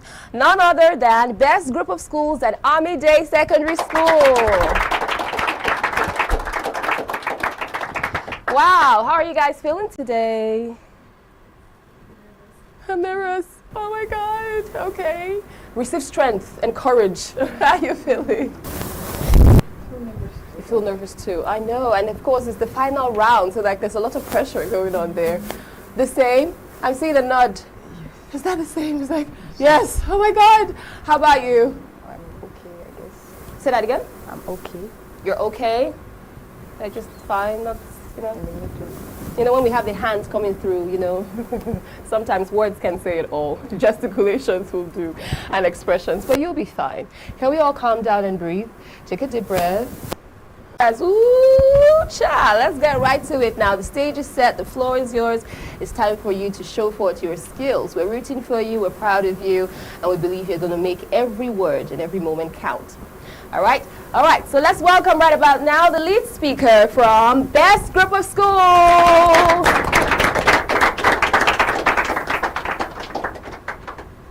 From time immemorial, our traditional institutions have been relevant and will continuously remain relevant till eternity. On this note, I am glad to say, good day, my amiable moderator, impartial panel of judges, accurate timekeeper, my co-debaters, distinguished ladies and gentlemen. My name is Ogiame Atuwatse, and my mission on this studio this day is to vehemently support the motion which says, traditional institutions, are they still relevant in modern governance or not? The answer is a capital yes. But first and foremost, let me define traditional institutions. Traditional institutions are governance systems rooted in customs, traditions, and cultural practices of a community. They often operate alongside former state structures, especially in rural areas. They play a vital role in resolving conflicts, promoting cultural heritage, and restoring communities. Examples of traditional institutions are chiefs council, customary court, royal security members, royal historians, and praise singers. The relevance of our traditional institution cannot be overemphasized and cuts across all ages. In pre-colonial Nigeria, our kings, queens, and chiefs provided a good and effective governance for our people without any form of anarchy. Furthermore, our colonial masters, who introduced the modern system of governance, could not govern our people with it. After which, they saw the relevance of traditional institutions and introduced indirect rule. With the use of our traditional rulers to govern our people, it was only then they became successful. Still buttressing the relevance of traditional institutions, our traditional institutions have grown and developed rapidly into great kingdoms, empires, and caliphates. Examples are the Great Benin Kingdom, the Oyo Empire, and the Sokoto Caliphate. As at this time, they provided adequate security, which is the #1 function of government. The security they provided is far better than the security the modern system in Nigeria is providing as at today. The kidnap of the Chibok girls, the kidnap of a 7th general from the Nigerian Defense Academy, and the terrorist attack on the then President Buhari presidential convoy cannot be denied. Our traditional institutions provide us with a justice system that is second to none. Some critics argue that traditional institutions do not have dependable justice system like law courts for fair hearing. Well, that is not true. It is even the modern courts that are biased. Judges and lawyers are bribed to provide judgment. In courts, they are asked to take an oath with the Holy Bible or Quran, yet they lie and nothing happens. In traditional institutions, you will be asked to take an oath with our gods. The people know how effective these gods are and would not dare to take this oath while being guilty, unlike in the courts. Also, our traditional institutions have customary courts that help to resolve conflicts and disputes among our people amicably, and it is still very relevant till date. Furthermore, our traditional institutions help to stabilize our democratic system of government. Some school of thought argue that we do not need them anymore, but yet we run to them for solution every time there is a problem in the country. I remember vividly when President Obasanjo was to be impeached. He ran to the royal fathers for help.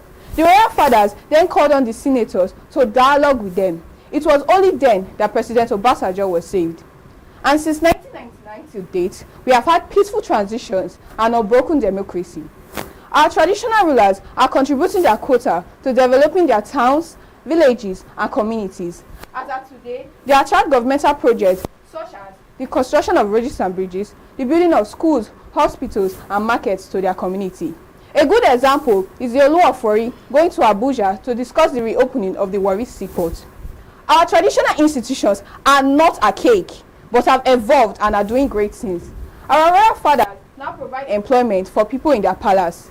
They also influence the employment of subjects in companies operating in their area.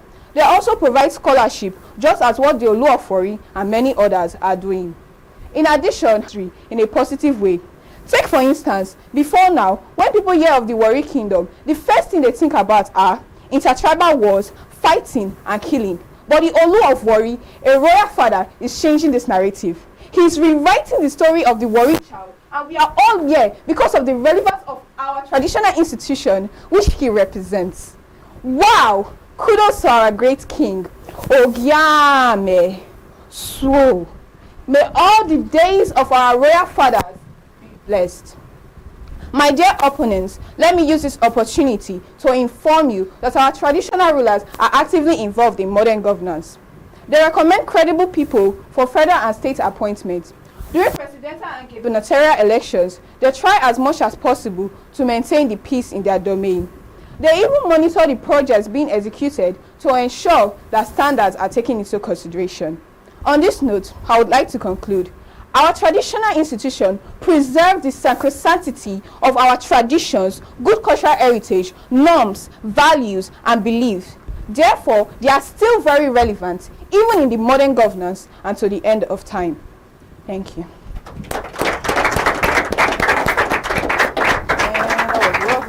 Thank you too. We have heard from the lead speaker there from Best Group of Schools, speaking very eloquently, putting up her strategy going on there. She has presented their case. Now it's time for us to hear from the lead speaker from Amide Secondary School. I may be mathematically calculated, geographically located, scientifically experimented, but never be debated. I'm here to debate.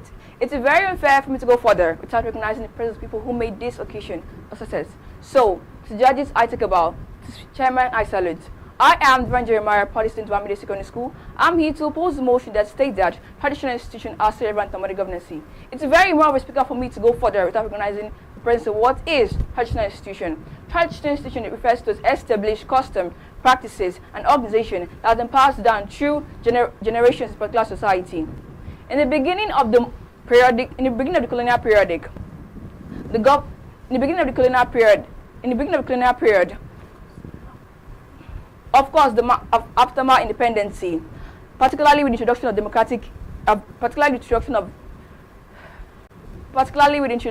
of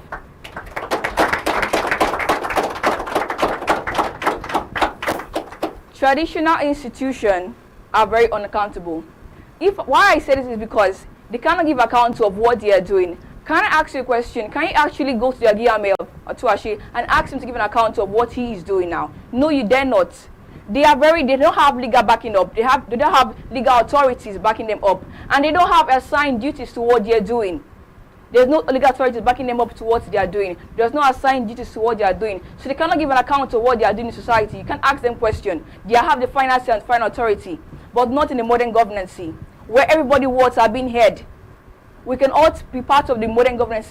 Everybody said to be in the government, but our voices are being heard. So with this, I say that traditional institutions are no longer relevant in our modern governance.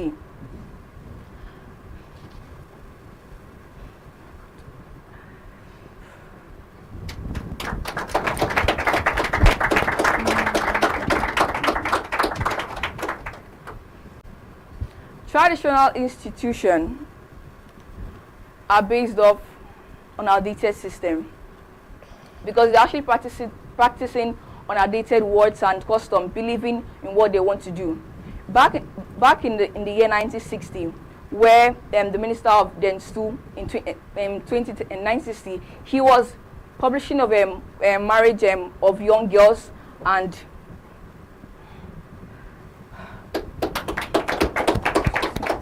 thank you. Okay, let's celebrate her one more time. We've heard the lead speaker there from Amide Secondary School opposing the motion of traditional institutions. Are they still relevant in modern governance? Now it's time for us to hear from the supporting speakers. Let's hear the speaker for Best Group of Schools.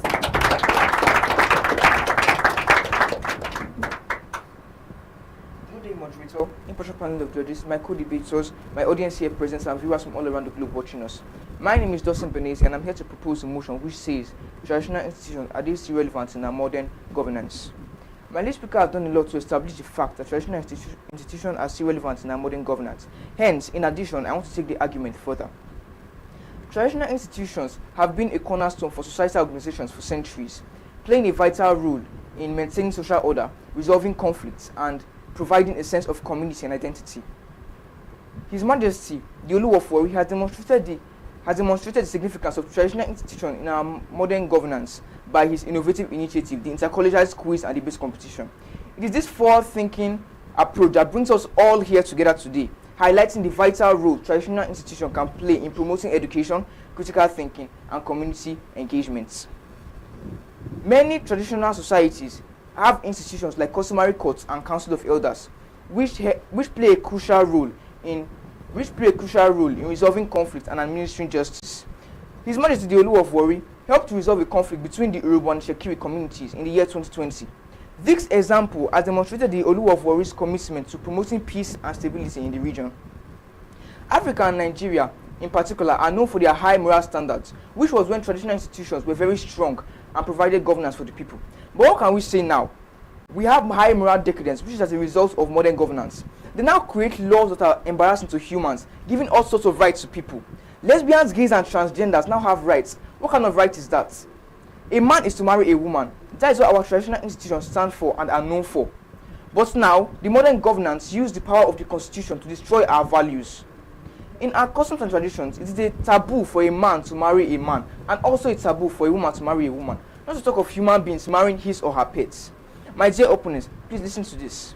The United Arab Emirates is a federal constitutional monarchy made up of a federation of 7 hereditary tribal monarchy-styled political units called statedoms. Oh yes, you heard me right.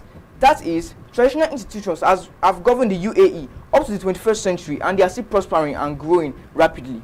Or should we talk of Saudi Arabia, the holy land of Islam, whereby they run a monarchical system of government, and they are still growing and increasing in every sphere of life.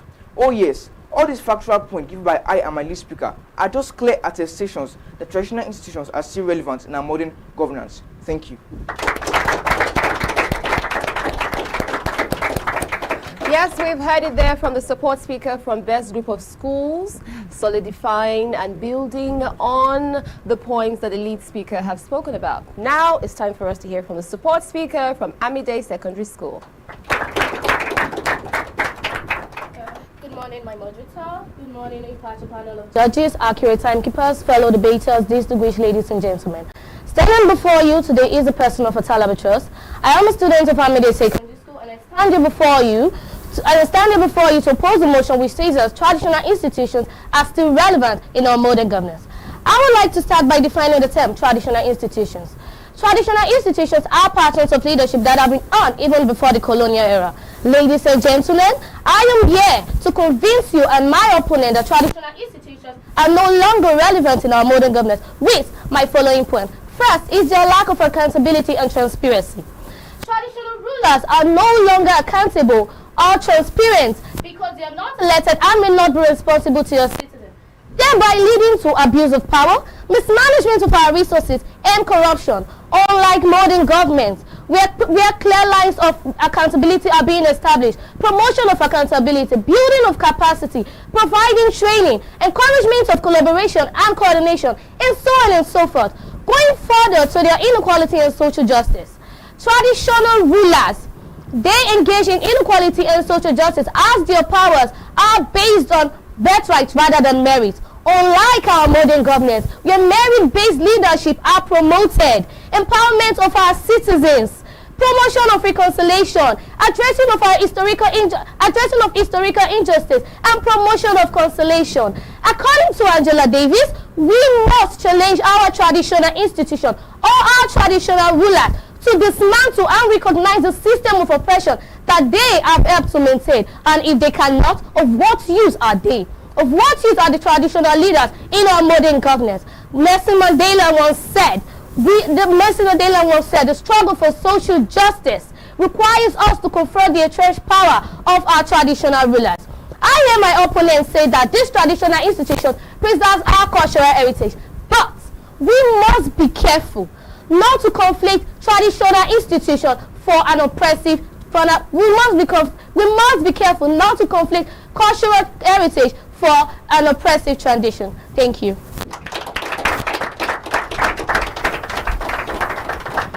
Alrighty then, we've heard it from the support speaker there from Abidjan Group of Schools. Has she been able to dismantle the opposing arguments? We're going to find out when we return back from a quick break, and then we'll get back to the scores and what the judges have to say. Stay with us. The Ogiame Atuwatse III Inter-Collegiate Quiz and Debate Competition is proudly presented by the Office of the Sole Representative of the Olu of Warri to the NMPCL in conjunction with Cora Care Foundation and proudly sponsored by Rukotech Integrated Services Nigeria Limited and Ali Innovative Nigeria Limited. Ruth Gender Foundation, Media Atlantic Media and TV Group, Cora Radio, Prime Gossip Gazette, and Ogeoyokoro TV. Don't miss out on exciting news, events, and more. Stay connected by following us on Facebook, YouTube, and Instagram at Atlantic Media and TV. Rukotech Integrated Services Nigeria Limited is a multidisciplinary company dedicated to delivering excellence through innovative solutions that meets the unique needs of our clients. With a comprehensive range of services including mechanical construction works, civil construction works, oil spill cleanup, logistics procurement, manpower supply, piping and fabrication works. With a proven track record of successful projects, Rukotech Integrated Services Nigeria Limited is a trusted partner for cutting-edge solutions and engineering excellence.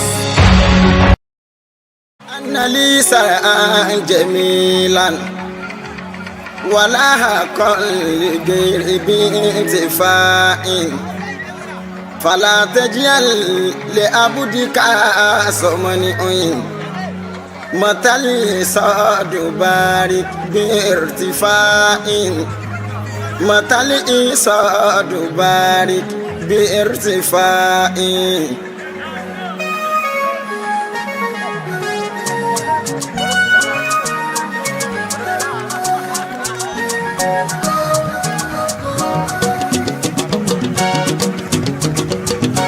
orin ayọ̀ mi ọmọ kọ lẹ́yìn mi ijó ayọ̀ mi ọmọ jò lẹ́yìn mi ọpẹ́ ayọ̀ mi kọ́dá lẹ́yìn mi èrè iṣẹ́ mi ọmọ kọ lẹ́yìn mi orin ayọ̀ mi ọmọ kọ lẹ́yìn mi àmì ijó ayọ̀ mi ọmọ jò lẹ́yìn mi ọpẹ́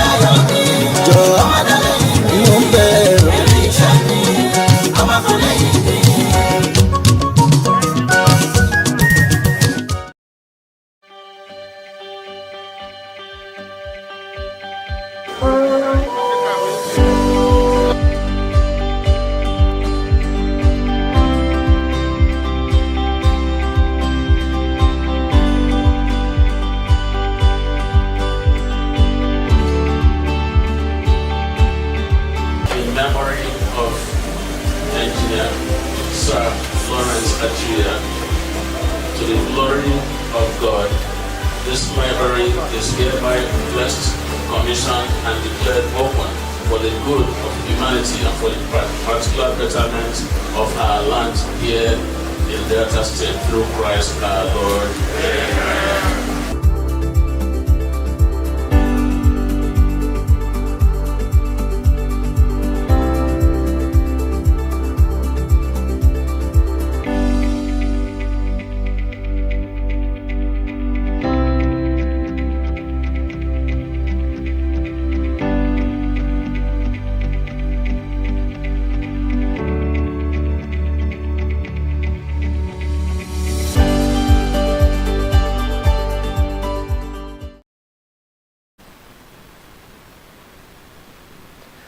Welcome back. Now it's time for us to hear from our judges, their constructive feedback on the schools that just had their presentations. We're talking about best group of schools at Army Day Secondary School.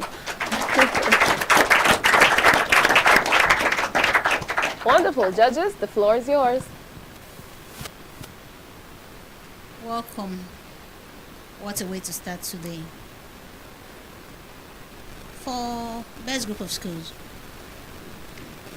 the poise and the eloquence with which the lead speaker presented her points, it's quite commendable.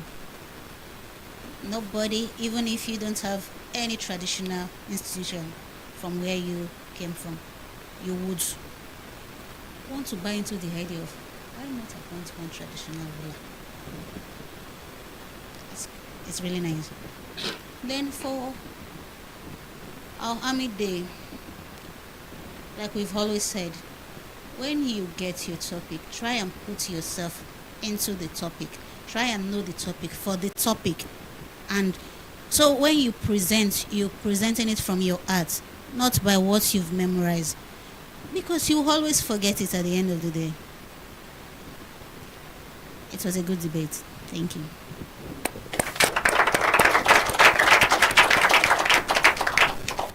Well, we're glad to have both schools, come to do one of the things they know how to do. It's been a good one, at least reasonably, today. And, however, we made one or two observations for it. It's been revealing. I must be quick to add. I didn't know somebody was supposed to be impeached some years ago, and it narrowly escaped courtesy of the traditional rulers. So it's a good one. But like somebody said, in the normal governance arrangement, you lie under oath, which is called perjury, and you go scot-free. But in the traditional system, it's not so. I think it counts. It looks a point. But the other same, juju will catch you. So we're learning. So that's why I said it's revealing. Yes. And lastly, I think the advice that we should not confuse oppression for general institution. What I mean, yes, this is cultural heritage. Should not be confused for. We'll find a way to draw a line of separation. So it's been a good one. Thank you.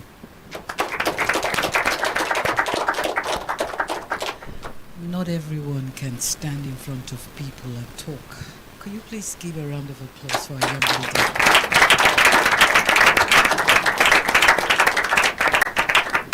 I'll tell you this, you have not failed. You might have forgotten, but doesn't make you less a human being. Another chance will be given to you and you will do better. This is where the support speaker comes in. And she did a good job by making it better for her. Give her a round of applause, please. And I saw the way that you took your time consoling her, making her realize that it's just a mistake and she can be better. That's what a debate is. It's not showing off, but helping each other to learn. Now, to the best school, let's put it that way. You said you remember, and I don't think you were born then, 1999? Well, you did your research well. You made me, convince me that, told me so much about the traditional institution, which I got to learn a lot, especially mentioning the Olu. It gave you a lot of points. Thank you for that. And also, let me be proud to associate with school. That was my first place of appointment in 1988. Wow. So that was like 37 years ago. And I was an English teacher there and religious teacher, literature. And they said I was very wicked and strict. All the same, thank you, ladies. It is well. I remember one of the exams that were taken in a senior class, and I was asked, teacher, spell knife for me. You know what that is? During an exam, you know what's going to happen. Do you start with an N or do you start with a K? So, my dear lady, take it easy. Thank you.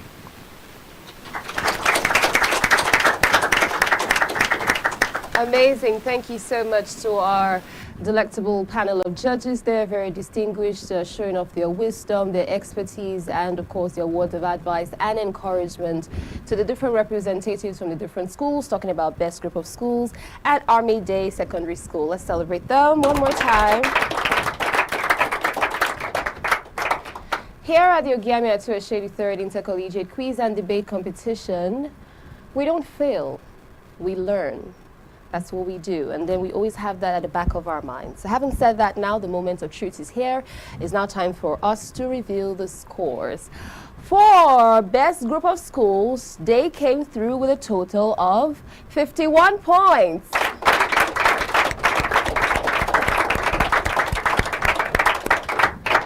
And for Army Day group of schools, they totaled 36 points.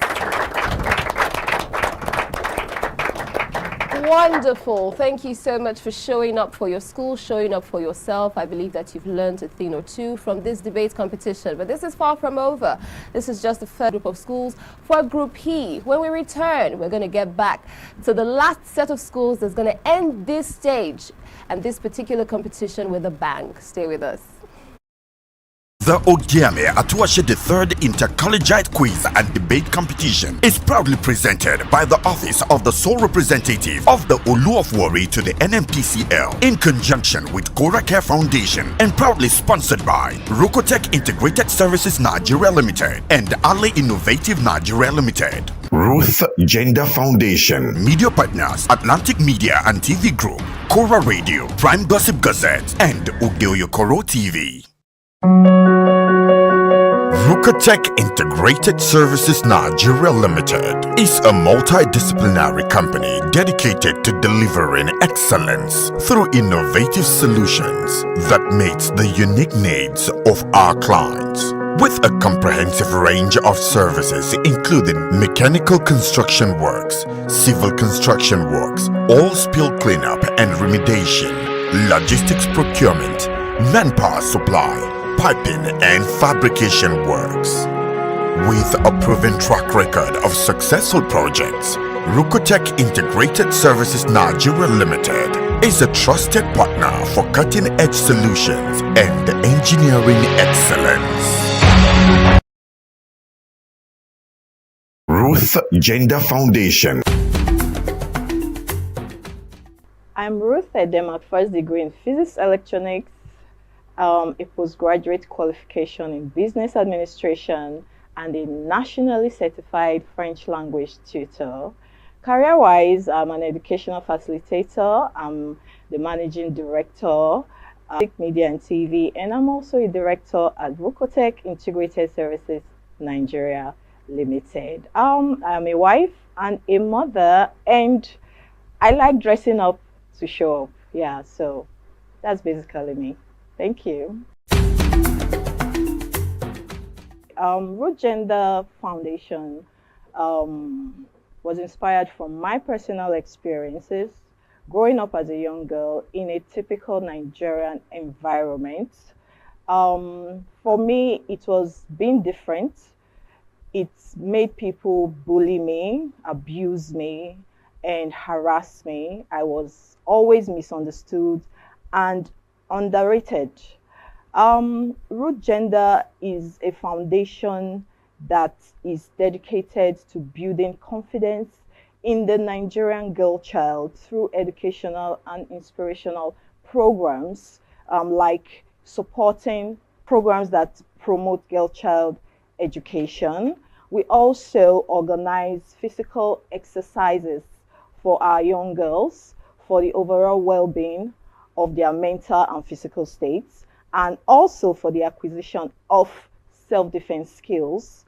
We also sensitize girls on laws that protect them. In our constitution, a lot of girls do not know that they have rights, that there are laws that protect their interests in Nigeria. Hence, they are vulnerable, they are living in fear, which is stopping them from reaching their full potentials. So we sensitize them on the laws that protect their interests.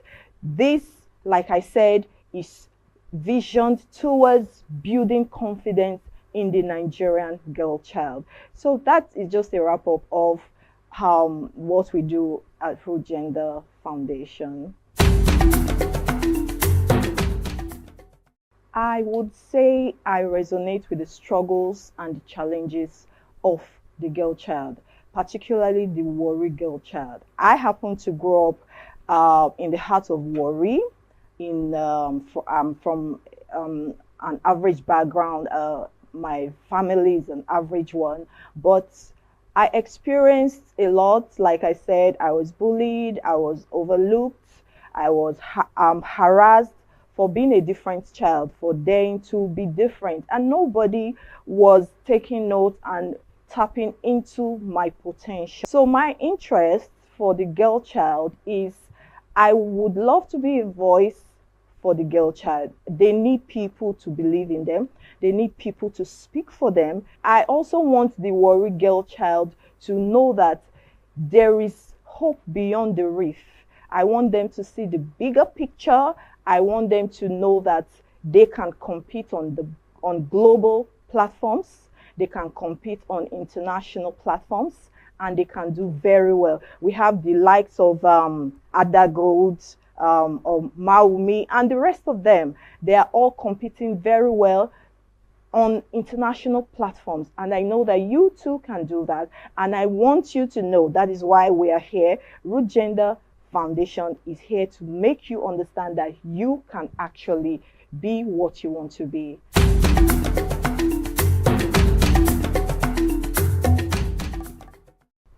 As part of our objectives at Root Gender Foundation, we are dedicated to promoting girl-child education.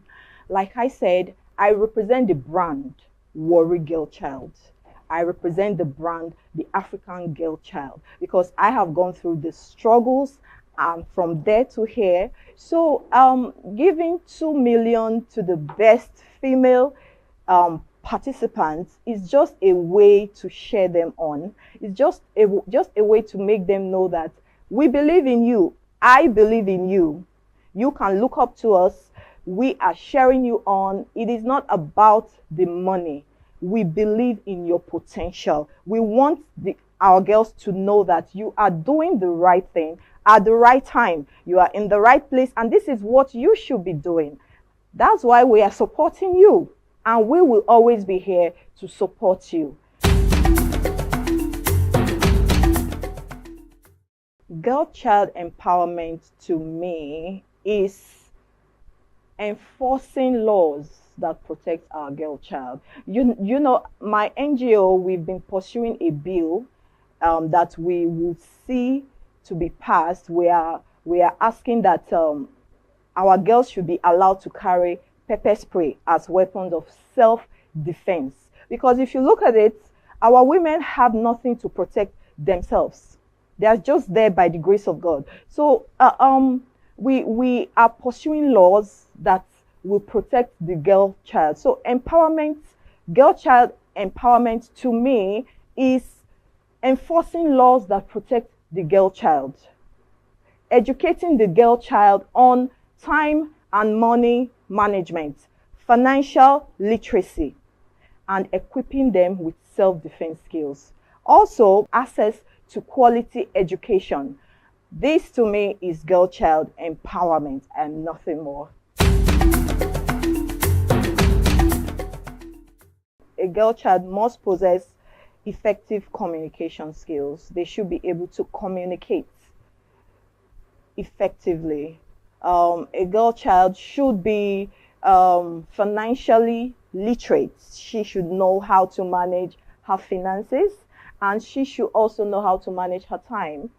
Yes. Also, most importantly, another skill is self-awareness. It's important for our girls to know who they are, to believe in themselves. That's the vision of our NGO, building confident girls that can achieve their full potentials in Nigeria. That is our NGO's vision. So yeah, those are some of the skills I believe that the girl child should possess.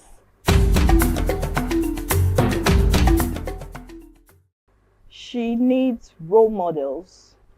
She needs people that have led that path and have made it. Our young girls need role models. That's why we have to do better. We have to do the work. We have to bridge the gap. We have to share them on like we are doing. You can achieve your dreams. First, you have to make education your best friend. Every effort you put into learning will always be there for you to never fail you.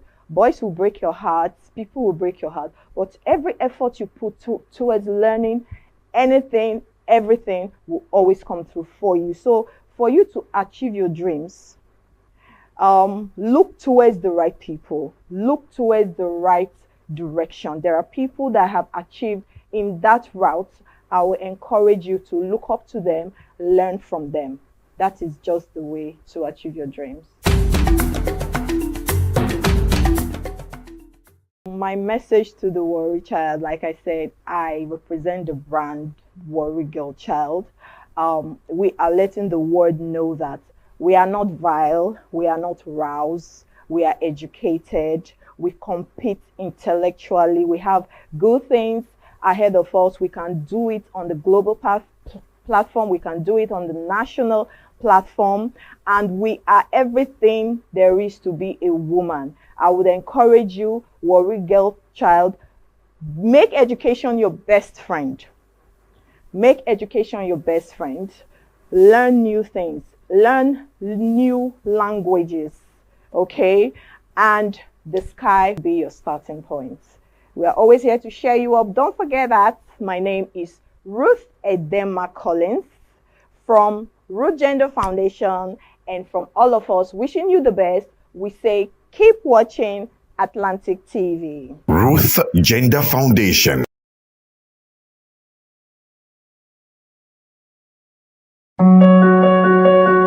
Rukotech Integrated Services Nigeria Limited is a multidisciplinary company dedicated to delivering excellence through innovative solutions that meets the unique needs of our clients. With a comprehensive range of services including mechanical construction works, civil construction works, oil spill cleanup and remediation, logistics procurement, manpower supply, piping and fabrication works. With a proven track record of successful projects, Rukotech Integrated Services Nigeria Limited is a trusted partner for cutting-edge solutions and engineering excellence.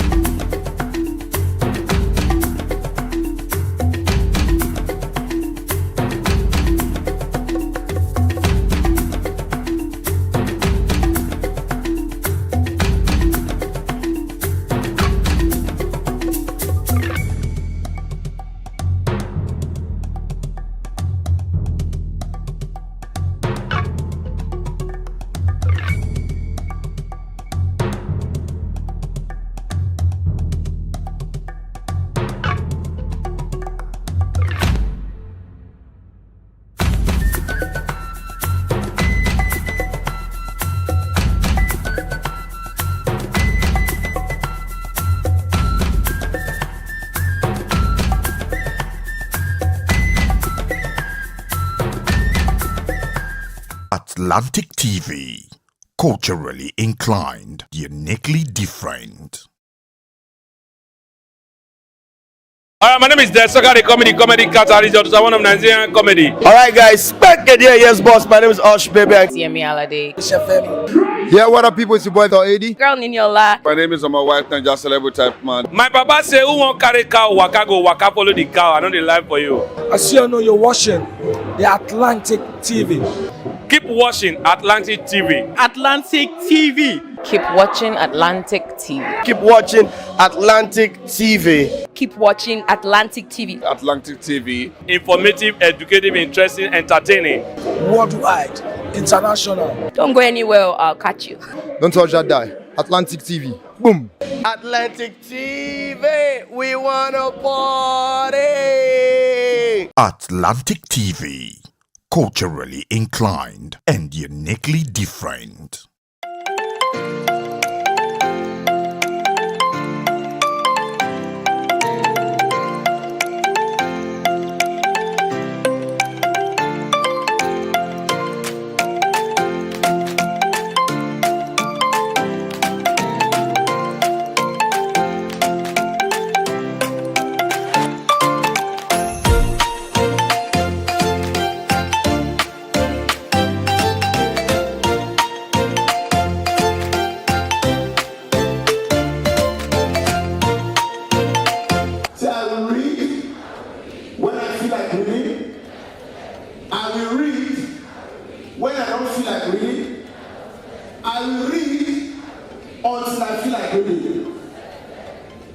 Your future is in your hand as a student, not in the hands of your parents, teacher, or anybody. Do not allow anybody to tell you that education is a scam.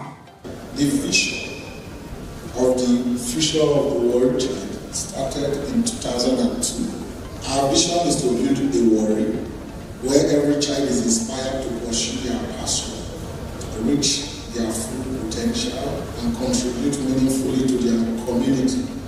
Our mission is to empower the world child to embrace their unique personalities and temperaments, fostering a future of self-discovery, personal growth, and positive change.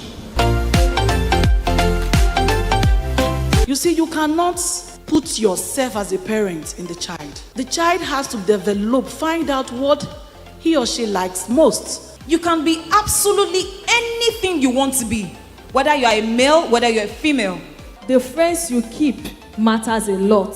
So you might be addicted, that is a fact. The truth, can you leave that addiction? That is the truth. Through the office of the sole representative of the Olu of Warri, and by the Olu of Warri, we are going to be paying for 100 SS3 students. WAEC. So if you add the 25, we're actually paying for 125 students, courtesy of His Majesty Ogiame Atuwatse III. And of course, for the Warri child, never give up. Just believe in yourself, and the sky is your limit. He said never give up. 22 solid years he carried a dream. Wow. The future of the Warri child is indeed safe and secure.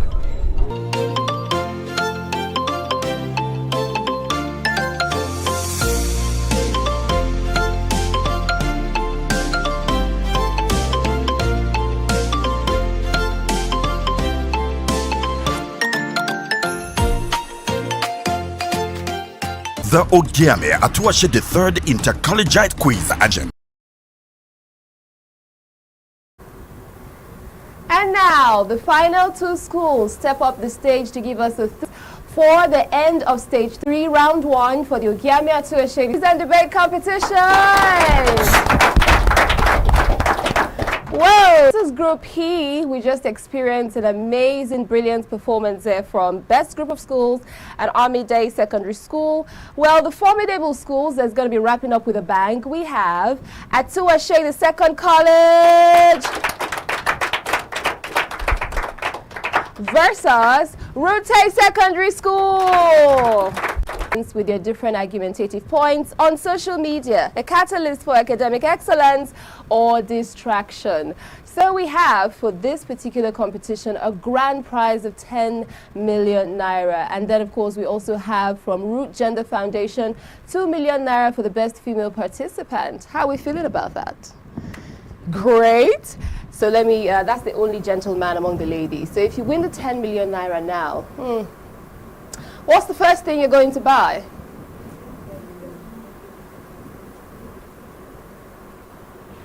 Ding dong, ding dong, ding dong. You are thinking about it. I thought you already had a long list of stuff you were going to do. Are you not anticipating the fact that you're going to win this money? Yes, so you should have plans. Okay, let's move to the ladies real quick. So if you have the 2 million naira, what are you going to do? You're going to use your 2 million naira to help your school. My chest. Oh. Oh, come on, guys.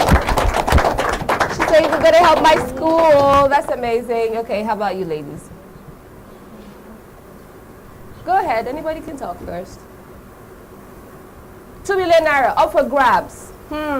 What are we doing with it? I'm going to invest it in a business. You're going to invest it in a business? Really? You're business inclined like that? What type of business? You ask questions. She's going to make her research. 1 or 2. 2 million naira. What can I do? What can I do? Yeah. Let's celebrate her. And then for you, my darling. 2 million naira is a lot of money. I'm going to give 1.5 million to my parents. And I'll take the remaining 500,000 for yourself.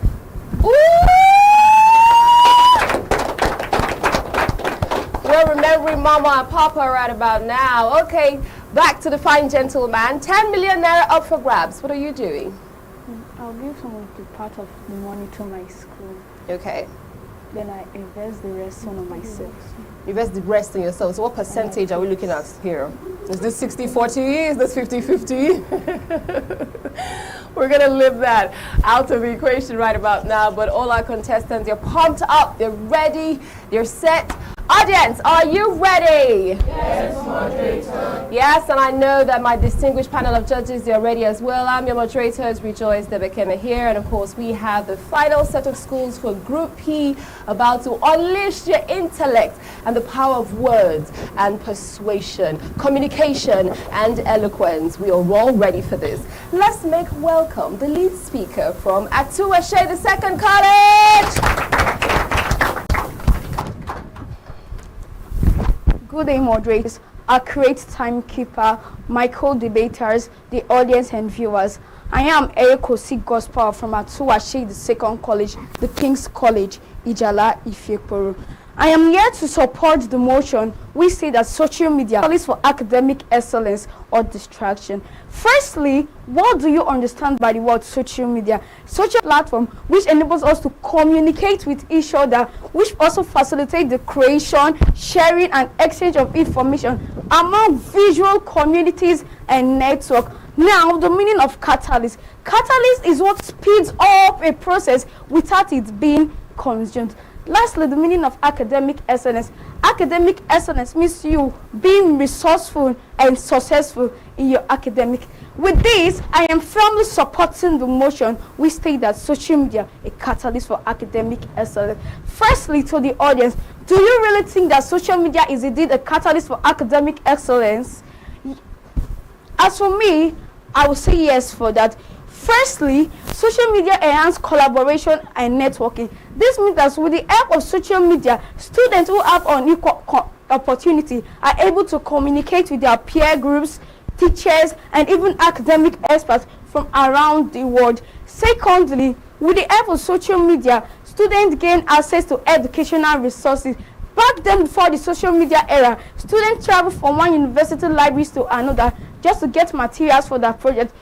We have our materials in the tips of our finger. Also, social media give us educational resources such as online class. With the help of online class, it provides access to top instructors and academic experts, and it also gives us access to high quality materials such as ebook, videos, and instructor simulation.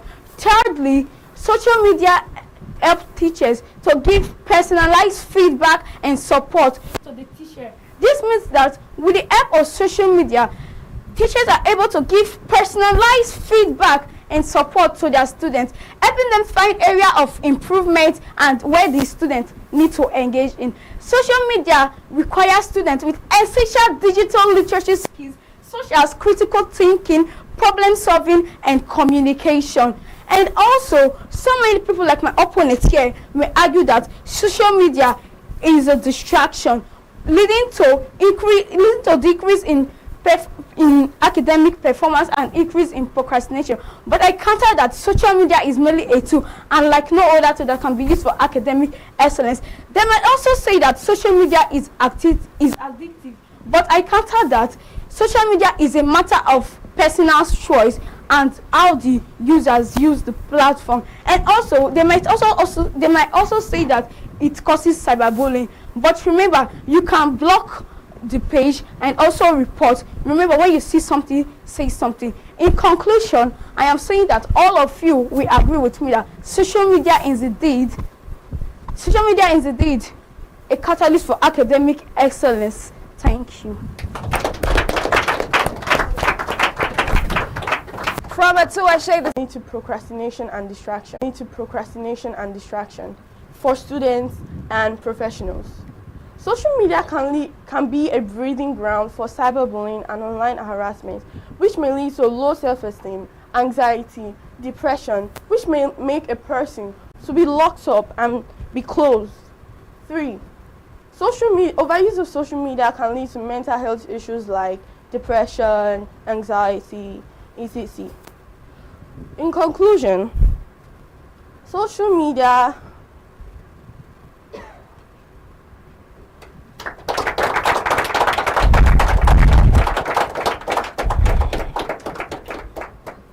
in the old times when there are no gadgets like phones, iPads, etc., students were able to learn. They read our textbooks, they went to libraries, they went to their teachers, they were able to communicate with others. So please, I hope I have been able to convince you and not confuse you when I say social media is the catalyst for distraction.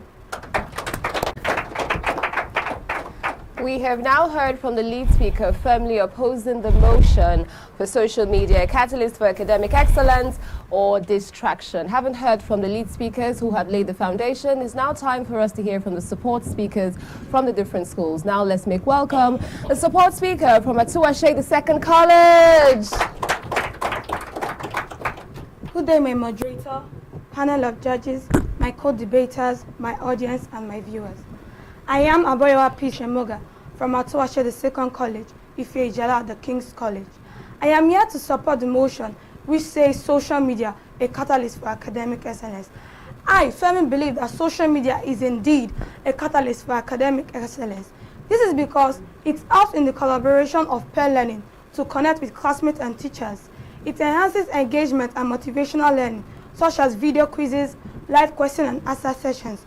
It brings about easy communication between educators. It encourages digital literacy and research skills. It bridges the gap between theory and practical. It encourages self-paced learning. It expands, it encourages time management and productivity, and offers academic support and mentorship. It is due to social media that people are able to watch us worldwide on different apps on their phone. My opponents here may say social media disrupts study hours, but I totally disagree, because we can implement phone-free zones such as dining area, study area in order to minimize distraction. My opponent may also say that social media decreases attention span, but I totally disagree, because regular mindfulness practice can help increase self-awareness and reduce mindless social media scrolling. In conclusion, I would say social media is a catalyst for academic excellence. This is because you can determine its usage in time and place. That brings to my question now. Has anybody been scrolling or browsing to their phones since we entered into the studio? The answer is no, because this depends on how you apply it to your academic.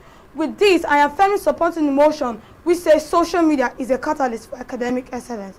Thank you. Okay, from Atuwatse, the second college, we have had the support speakers solidify their standpoints. Now it's time for us to hear from the support speaker from Route Secondary School. Good evening, ladies and gentlemen, moderator, panel of judges, and co-debaters. My name is Edeke Goodness Ese, and I'm a student of Route International School. I'm here to oppose the motion which states social media a catalyst for distraction. Firstly, I would like to start by defining social media and excellence. Social media is a website, an application where individuals create and share content participating in social networking. Excellence is the quality of being outstanding and very good. Social media a catalyst for distraction. Yes, social media is a catalyst for distraction because it brings about time consumption. The excessive use of social media from important tasks reduces productivity and focus on personal and professional goals. Further ahead, it also leads to misinformation. The excessive use of social media can lead to unverified and false messages, causes confusion, leading to poor decision making. Advancing, it also leads to addiction. The engaging nature of social media can lead to addictive behaviors where individuals find it hard to unplug and engage in real-life interaction. The last but not the least, sleep deprivation. Specifically, take for instance, whereby a student stays awake all through the night on his or her phone, engaging on social media. This may interfere with his or her sleeping patterns, leading to sleep deprivation, whereby he or she goes to school the next morning looking pale, weak, and tired, or even looking sick, finding it difficult to be active and concentrate while lecture is going on, or listening to explanations. Thank you.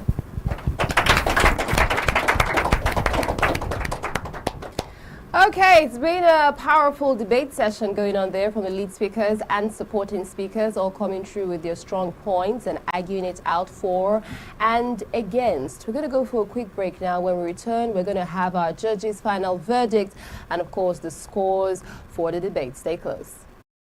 Don't miss out on exciting news, events, and more. Stay connected by following us on Facebook, YouTube, and Instagram at Atlantic Media and TV. Rukotech Integrated Services Nigeria Limited is a multidisciplinary company dedicated to delivering excellence through innovative solutions that meets the unique needs of our clients. With a comprehensive range of services including mechanical construction works, civil construction works, oil spill cleanup and remediation, logistics procurement, manpower supply, piping and fabrication works. With a proven track record of successful projects, Rukotech Integrated Services Nigeria Limited is a trusted partner for cutting-edge solutions and engineering excellence.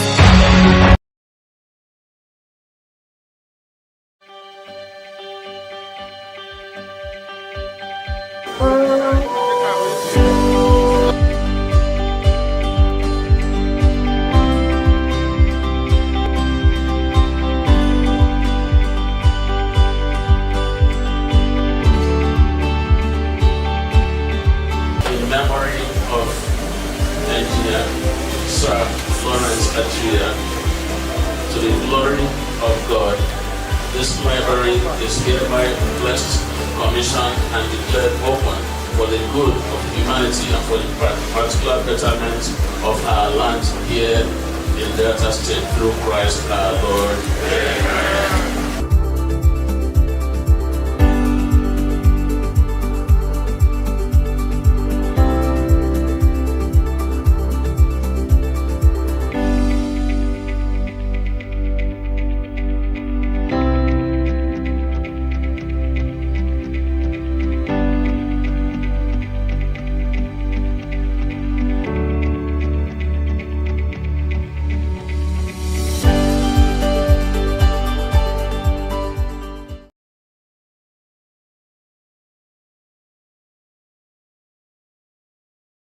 òrìṣà tó ṣùṣà bòbò òrìṣà tó ṣùṣà bòbò ọmọ wa pé o òrìṣà tó ṣùṣà bòbò òrìṣà tó ṣùṣà bòbò ọmọ wa pé o náyẹ tí mo gbẹ mi níwà tí mo gbẹ mi òṣà bòbò rẹ o nọ́ọ̀mà tí mo gbẹ mi náyẹ tí mo gbẹ mi òṣà bòbò rẹ o òrìṣà tó ṣùṣà bòbò òrìṣà tó ṣùṣà bòbò ọmọ wa pé o òrìṣà tó ṣùṣà bòbò òrìṣà tó ṣùṣà bòbò ọmọ wa pé o ọmọ wa pé o náyẹ tí mo gbẹ mi níwà tí mo gbẹ mi òṣà bòbò rẹ òṣà bòbò rẹ o náyẹ tí mo gbẹ mi níwà tí mo gbẹ mi òṣà bòbò rẹ.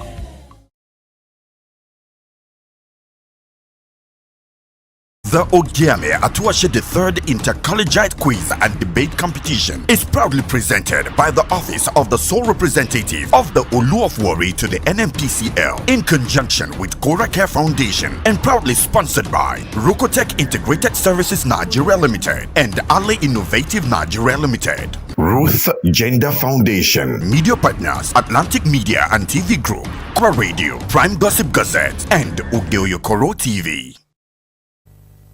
Is the highest order so far that Ogiame is bestowing on you today. So from today, by the grace of God, when your name is mentioned, Senator Fanny Mosokura Chantel, ROI will be added to it. God will bless you. You will excel them all. And the torch that is being given to you today, you will hold it aloft. It will burn brighter. Others will find the way. And you will not be in darkness. And Ogiame will bless you. Congratulations. Because inside of every single one of you is a leader waiting to emerge. A leader waiting to birth great things in her communities. When I look to you, I don't just see traders. I see leaders. I see change makers. I see destiny shapers. I see warrior women who will transform our communities. I see the future of the Warri Kingdom sitting in front of me. So it is time for Ishekiri women to exercise leadership at all levels, starting exactly where you are. With The Ogiame Atuwatse III Inter-Collegiate Quiz and Debate Competition.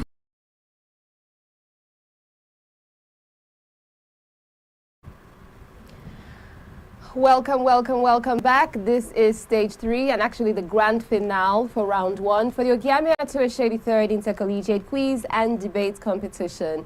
We just had our final set of schools go through their final session. Now it's time for us to hear from our esteemed judges what they think before we reveal the scores. Over to you, judges. Well,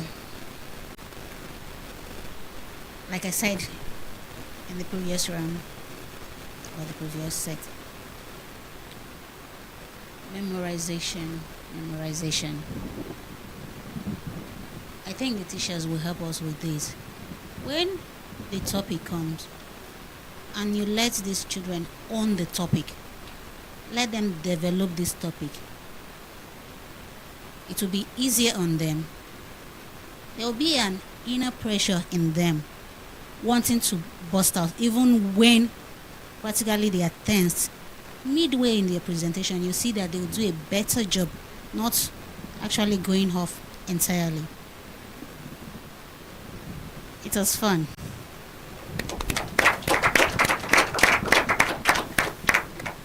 Well, once again, kudos to the two schools. And we've been told that we are here. Our amiable moderator is also here, courtesy of social media. Quite an information. However, to what extent we have been able to strike a balance and a good usage of the social media remains a puzzle. Thank you, however. Good job. Bless you. bold to say with the name Atuwatse the second school. Atuwatse the school? That's the name of your school? Well, maybe you were tutored by the king. That's why you were able to deliver your points well. Am I right? And you know something? You know if you fall king hand, so you must deliver. Anyway, with the other group, same thing that happened to the other group. It's a normal thing, but you had to memorize it very well. Let it be part of you for you to be able to get your points across. And your points was too few. I don't know why.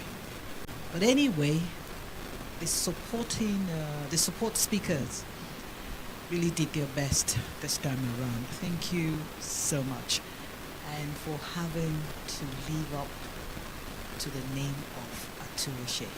Thank you.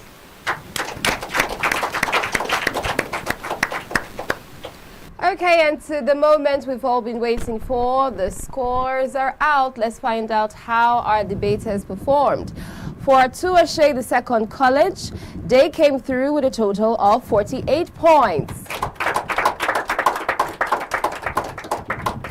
And for Rute Secondary School, they totaled 35 points. Well done, and congratulations, everyone. You've all done well. We're super proud of you here at the Ogiame Atuwatse 3rd Inter-Collegiate Quiz and Debate Competition. I'm your moderator, Rejoice Debekeme. We're going to go for a quick break. When we return, we have some updates. Stay with us. The Ogiame Atuwatse the 3rd Inter-Collegiate Quiz and Debate Competition is proudly presented by the Office of the Sole Representative of the Olu of Warri to the NMPCL in conjunction with Cora Care Foundation, and proudly sponsored by Rokotech Integrated Services Nigeria Limited and Ale Innovative Nigeria Limited. Ruth Gender Foundation. Media partners: Atlantic Media and TV Group, Cora Radio, Prime Gossip Gazette, and Udeoyokoro TV. Is the highest order so far that Ogiame is bestowing on you today. So from today, by the grace of God, when your name is mentioned, Senator Fanny Mosokura Chantel, ROI will be added to it. God will bless you. You will excel them all. And the torch that is being given to you today, you will hold it aloft. It will burn brighter. Others will find the way, and you will not be in darkness. Ogiame will bless you. Congratulations. Because inside of every single one of you is a leader waiting to emerge. A leader waiting to birth great things in her community. When I look to you, I don't just see traders. I see leaders. I see change makers. I see destiny shapers. I see warrior women who will transform our communities. I see the future of the Warri Kingdom sitting in front of me. So it is time for Ishekiri women to exercise leadership at all levels, starting exactly where you are with what you have. So today, I want to challenge you. Stop hiding your gifts. Step up for your community. Let us work together to birth and to build great things. It is time for us to lead boldly, speak up confidently, and act decisively. God bless you. God bless the Warri Kingdom. Women are of the development of our communities and the future of the societies. When women thrive, the family benefit, the whole society benefit, the community gain, and the entire nation reaps for the reward. You cannot be a leader if you are not impacting. So if you are making money, it's not enough for you to make money. It's also important for you to change lives. Train somebody else. If you're doing business here in Warri, make sure that when you wake up at the end of this year, you say, this number of people are people who I supported. I taught them what I knew. I taught them what they needed to know. I advised them. I sponsored them. I called people to support them. And that's how I've become who I am. I will not be on this platform if I didn't make an impact. So today, I have influence. I have influence because they've given me this platform. Make sure that as we are entrepreneurs and making income, we must make impact. As we make impact, we must make influence. If you have not generated money and touched lives, you cannot have influence. Any woman who is able to demonstrate that she has capacity and ability to make her society, her community better. Ogiame is interested and encourages that woman to come forward. Let us hear your ideas, your suggestions, your contribution, because it is not only men that will make Warri Kingdom great. It is men and women. And so it all comes down to how you see yourself, not what they told you you are. As a woman, as a young boy, as a young man, as the child of a woman, the child of a man, do you believe that you have it in you to contribute for good to this kingdom, to this community, to this society? If you believe you do, come forward and let your ideas be known. You will not be rejected, you will be encouraged. It is ideas that are going to move us forward. Atlantic TV, culturally inclined, uniquely different. Don't miss out on exciting news, events, and more. Stay connected by following us on Facebook, YouTube, and Instagram at Atlantic Media and TV. Rucotech Integrated Services Nigeria Limited is a multidisciplinary company dedicated to delivering excellence through innovative solutions that meets the unique needs of our clients.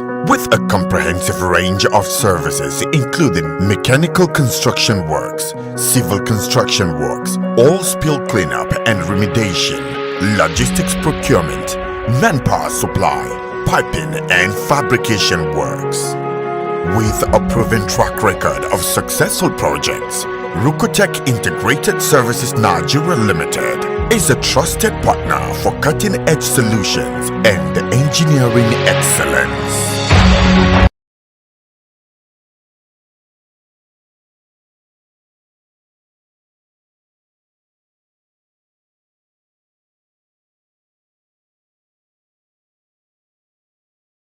Ruth Gender Foundation.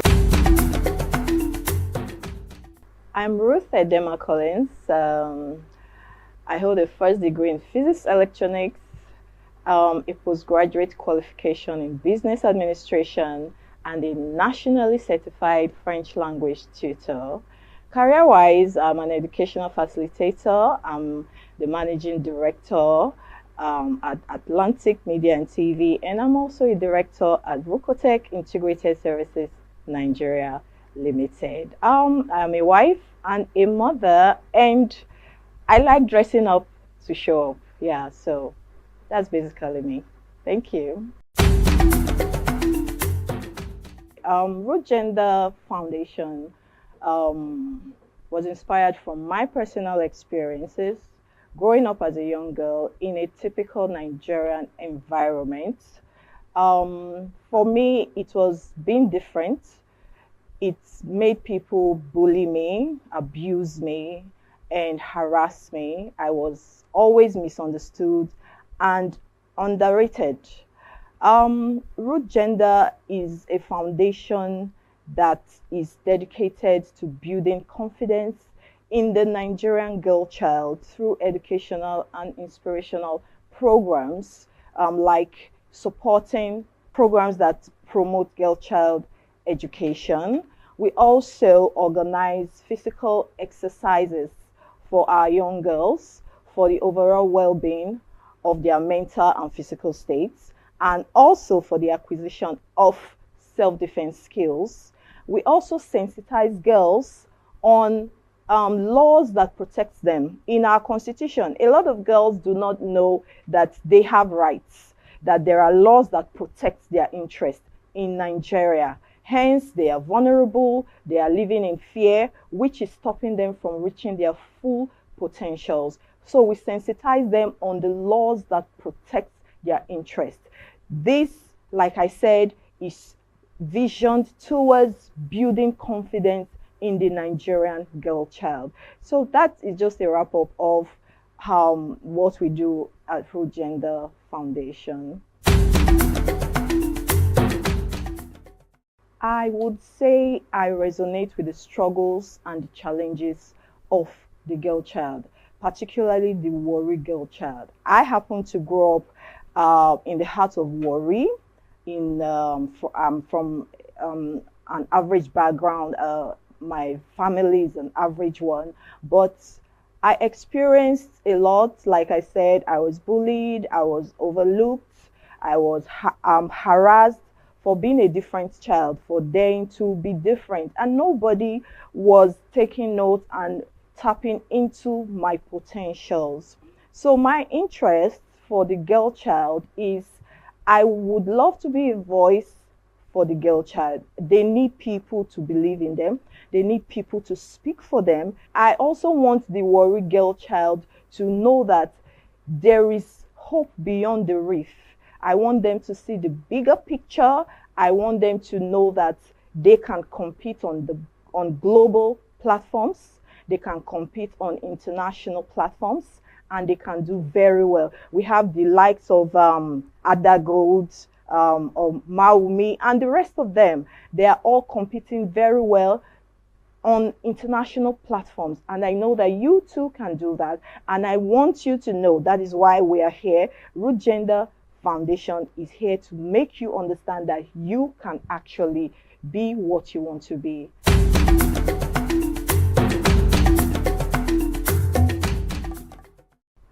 As part of our objectives at Root Gender Foundation, we are dedicated to promoting girl child education. Like I said, I represent the brand Warri Girl Child. I represent the brand the African Girl Child, because I have gone through the struggles from there to here. So giving 2 million to the best female participants is just a way to share them on. It's just a way to make them know that we believe in you. I believe in you. You can look up to us. We are sharing you on. It is not about the money. We believe in your potential. We want our girls to know that you are doing the right thing at the right time. You are in the right place, and this is what you should be doing. That's why we are supporting you, and we will always be here to support you. The Ogiame Atuwatse the third Inter-Collegiate Quiz and Debate Competition.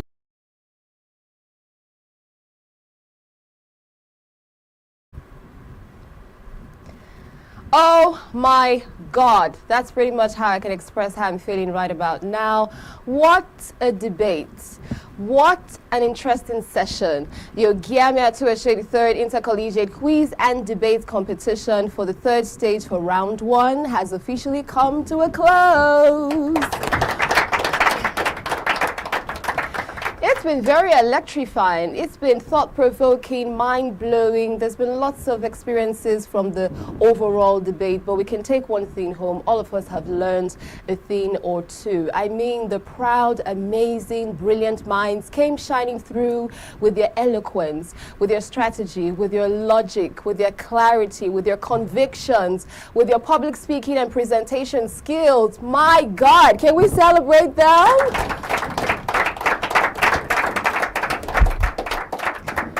Throughout all the different teams, we had 64 schools enrolled for this competition, and they came through 12 schools daily, for the different categories of which they belonged to. 3 groups every day, and we've seen them come through, and right now this is the final stage, is the grand finale, and then we've actually wrapped it up. We're super glad and proud of all the teams, of all the students, of all the participants that have shown forth representing their different schools. I can say confidently that they're winners in their own rights. Let's celebrate them.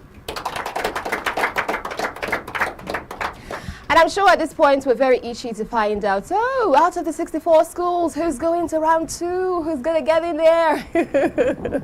All battling it out for the grand prize of 10 million naira. And of course, the 2 million naira for the best female participant, courtesy of Root Gender Foundation. If you want to find out who the 32 schools are going to be, you have to keep it locked in. So our social media platforms across, whether that's Facebook, whether that's YouTube, whether that's Instagram, we're going to be having our updates flashing on there at Atlantic Media and TV. You don't want to miss that one, so indeed you have to keep it locked in. Turn on your post notifications so that you can get the latest updates immediately they drop, right? Okay, this is Rejoice Debekeme. I've been your moderator and of course quiz master throughout the different sessions and throughout the different stages, and it's been such an honor. I'd also like to celebrate and give a big shout out to our distinguished, amazing, professional, amiable panel of judges who have been with us. Thank you so much. We're so glad to have your wisdom and your expertise joining us for the competition. And of course, to our very brilliant minds that have come through, we celebrate each and every one of you. We love you and we're rooting for you. We're hoping to see you for the second round. And to our ever enthusiastic and audience, you're the real MVP. Give it up, give it up. We sincerely appreciate you and love you, whether you're on site or you're online. Please keep the likes coming through, keep the shares coming through, and let's know who you're rooting for. Let's know who you believe is going to win and take home the intellectual crown at the end of the day. I'm super glad and I'm super proud. This is life-changing. This is historic here. This, the prestigious Ogiame Atuwatse III Inter-Collegiate Quiz and Debate Competition. Let me quickly add to this to say that as you go along, keep in mind that you are a voice. You're not an echo. Your voice is your superpower. Use it effortlessly, use it effectively, use it confidently and powerfully wherever it is that you find yourself. This debate is proudly powered by the Office of the Sole Representative of the Olu of Warri and liaison to NNPCL. Such an honor. We're super glad. We're super proud. We're making history together. Keep winning. Adios. The Ogiame Atuwatse III Inter-Collegiate Quiz and Debate Competition is proudly presented by the Office of the Sole Representative of the Olu of Warri to the NMPCL in conjunction with Cora Care Foundation and proudly sponsored by Rokotech Integrated Services Nigeria Limited and Ali Innovative Nigeria Limited. Ruth Gender Foundation. Media partners Atlantic Media and TV Group, Cora Radio, Prime Gossip Gazette, and Udeoyokoro TV.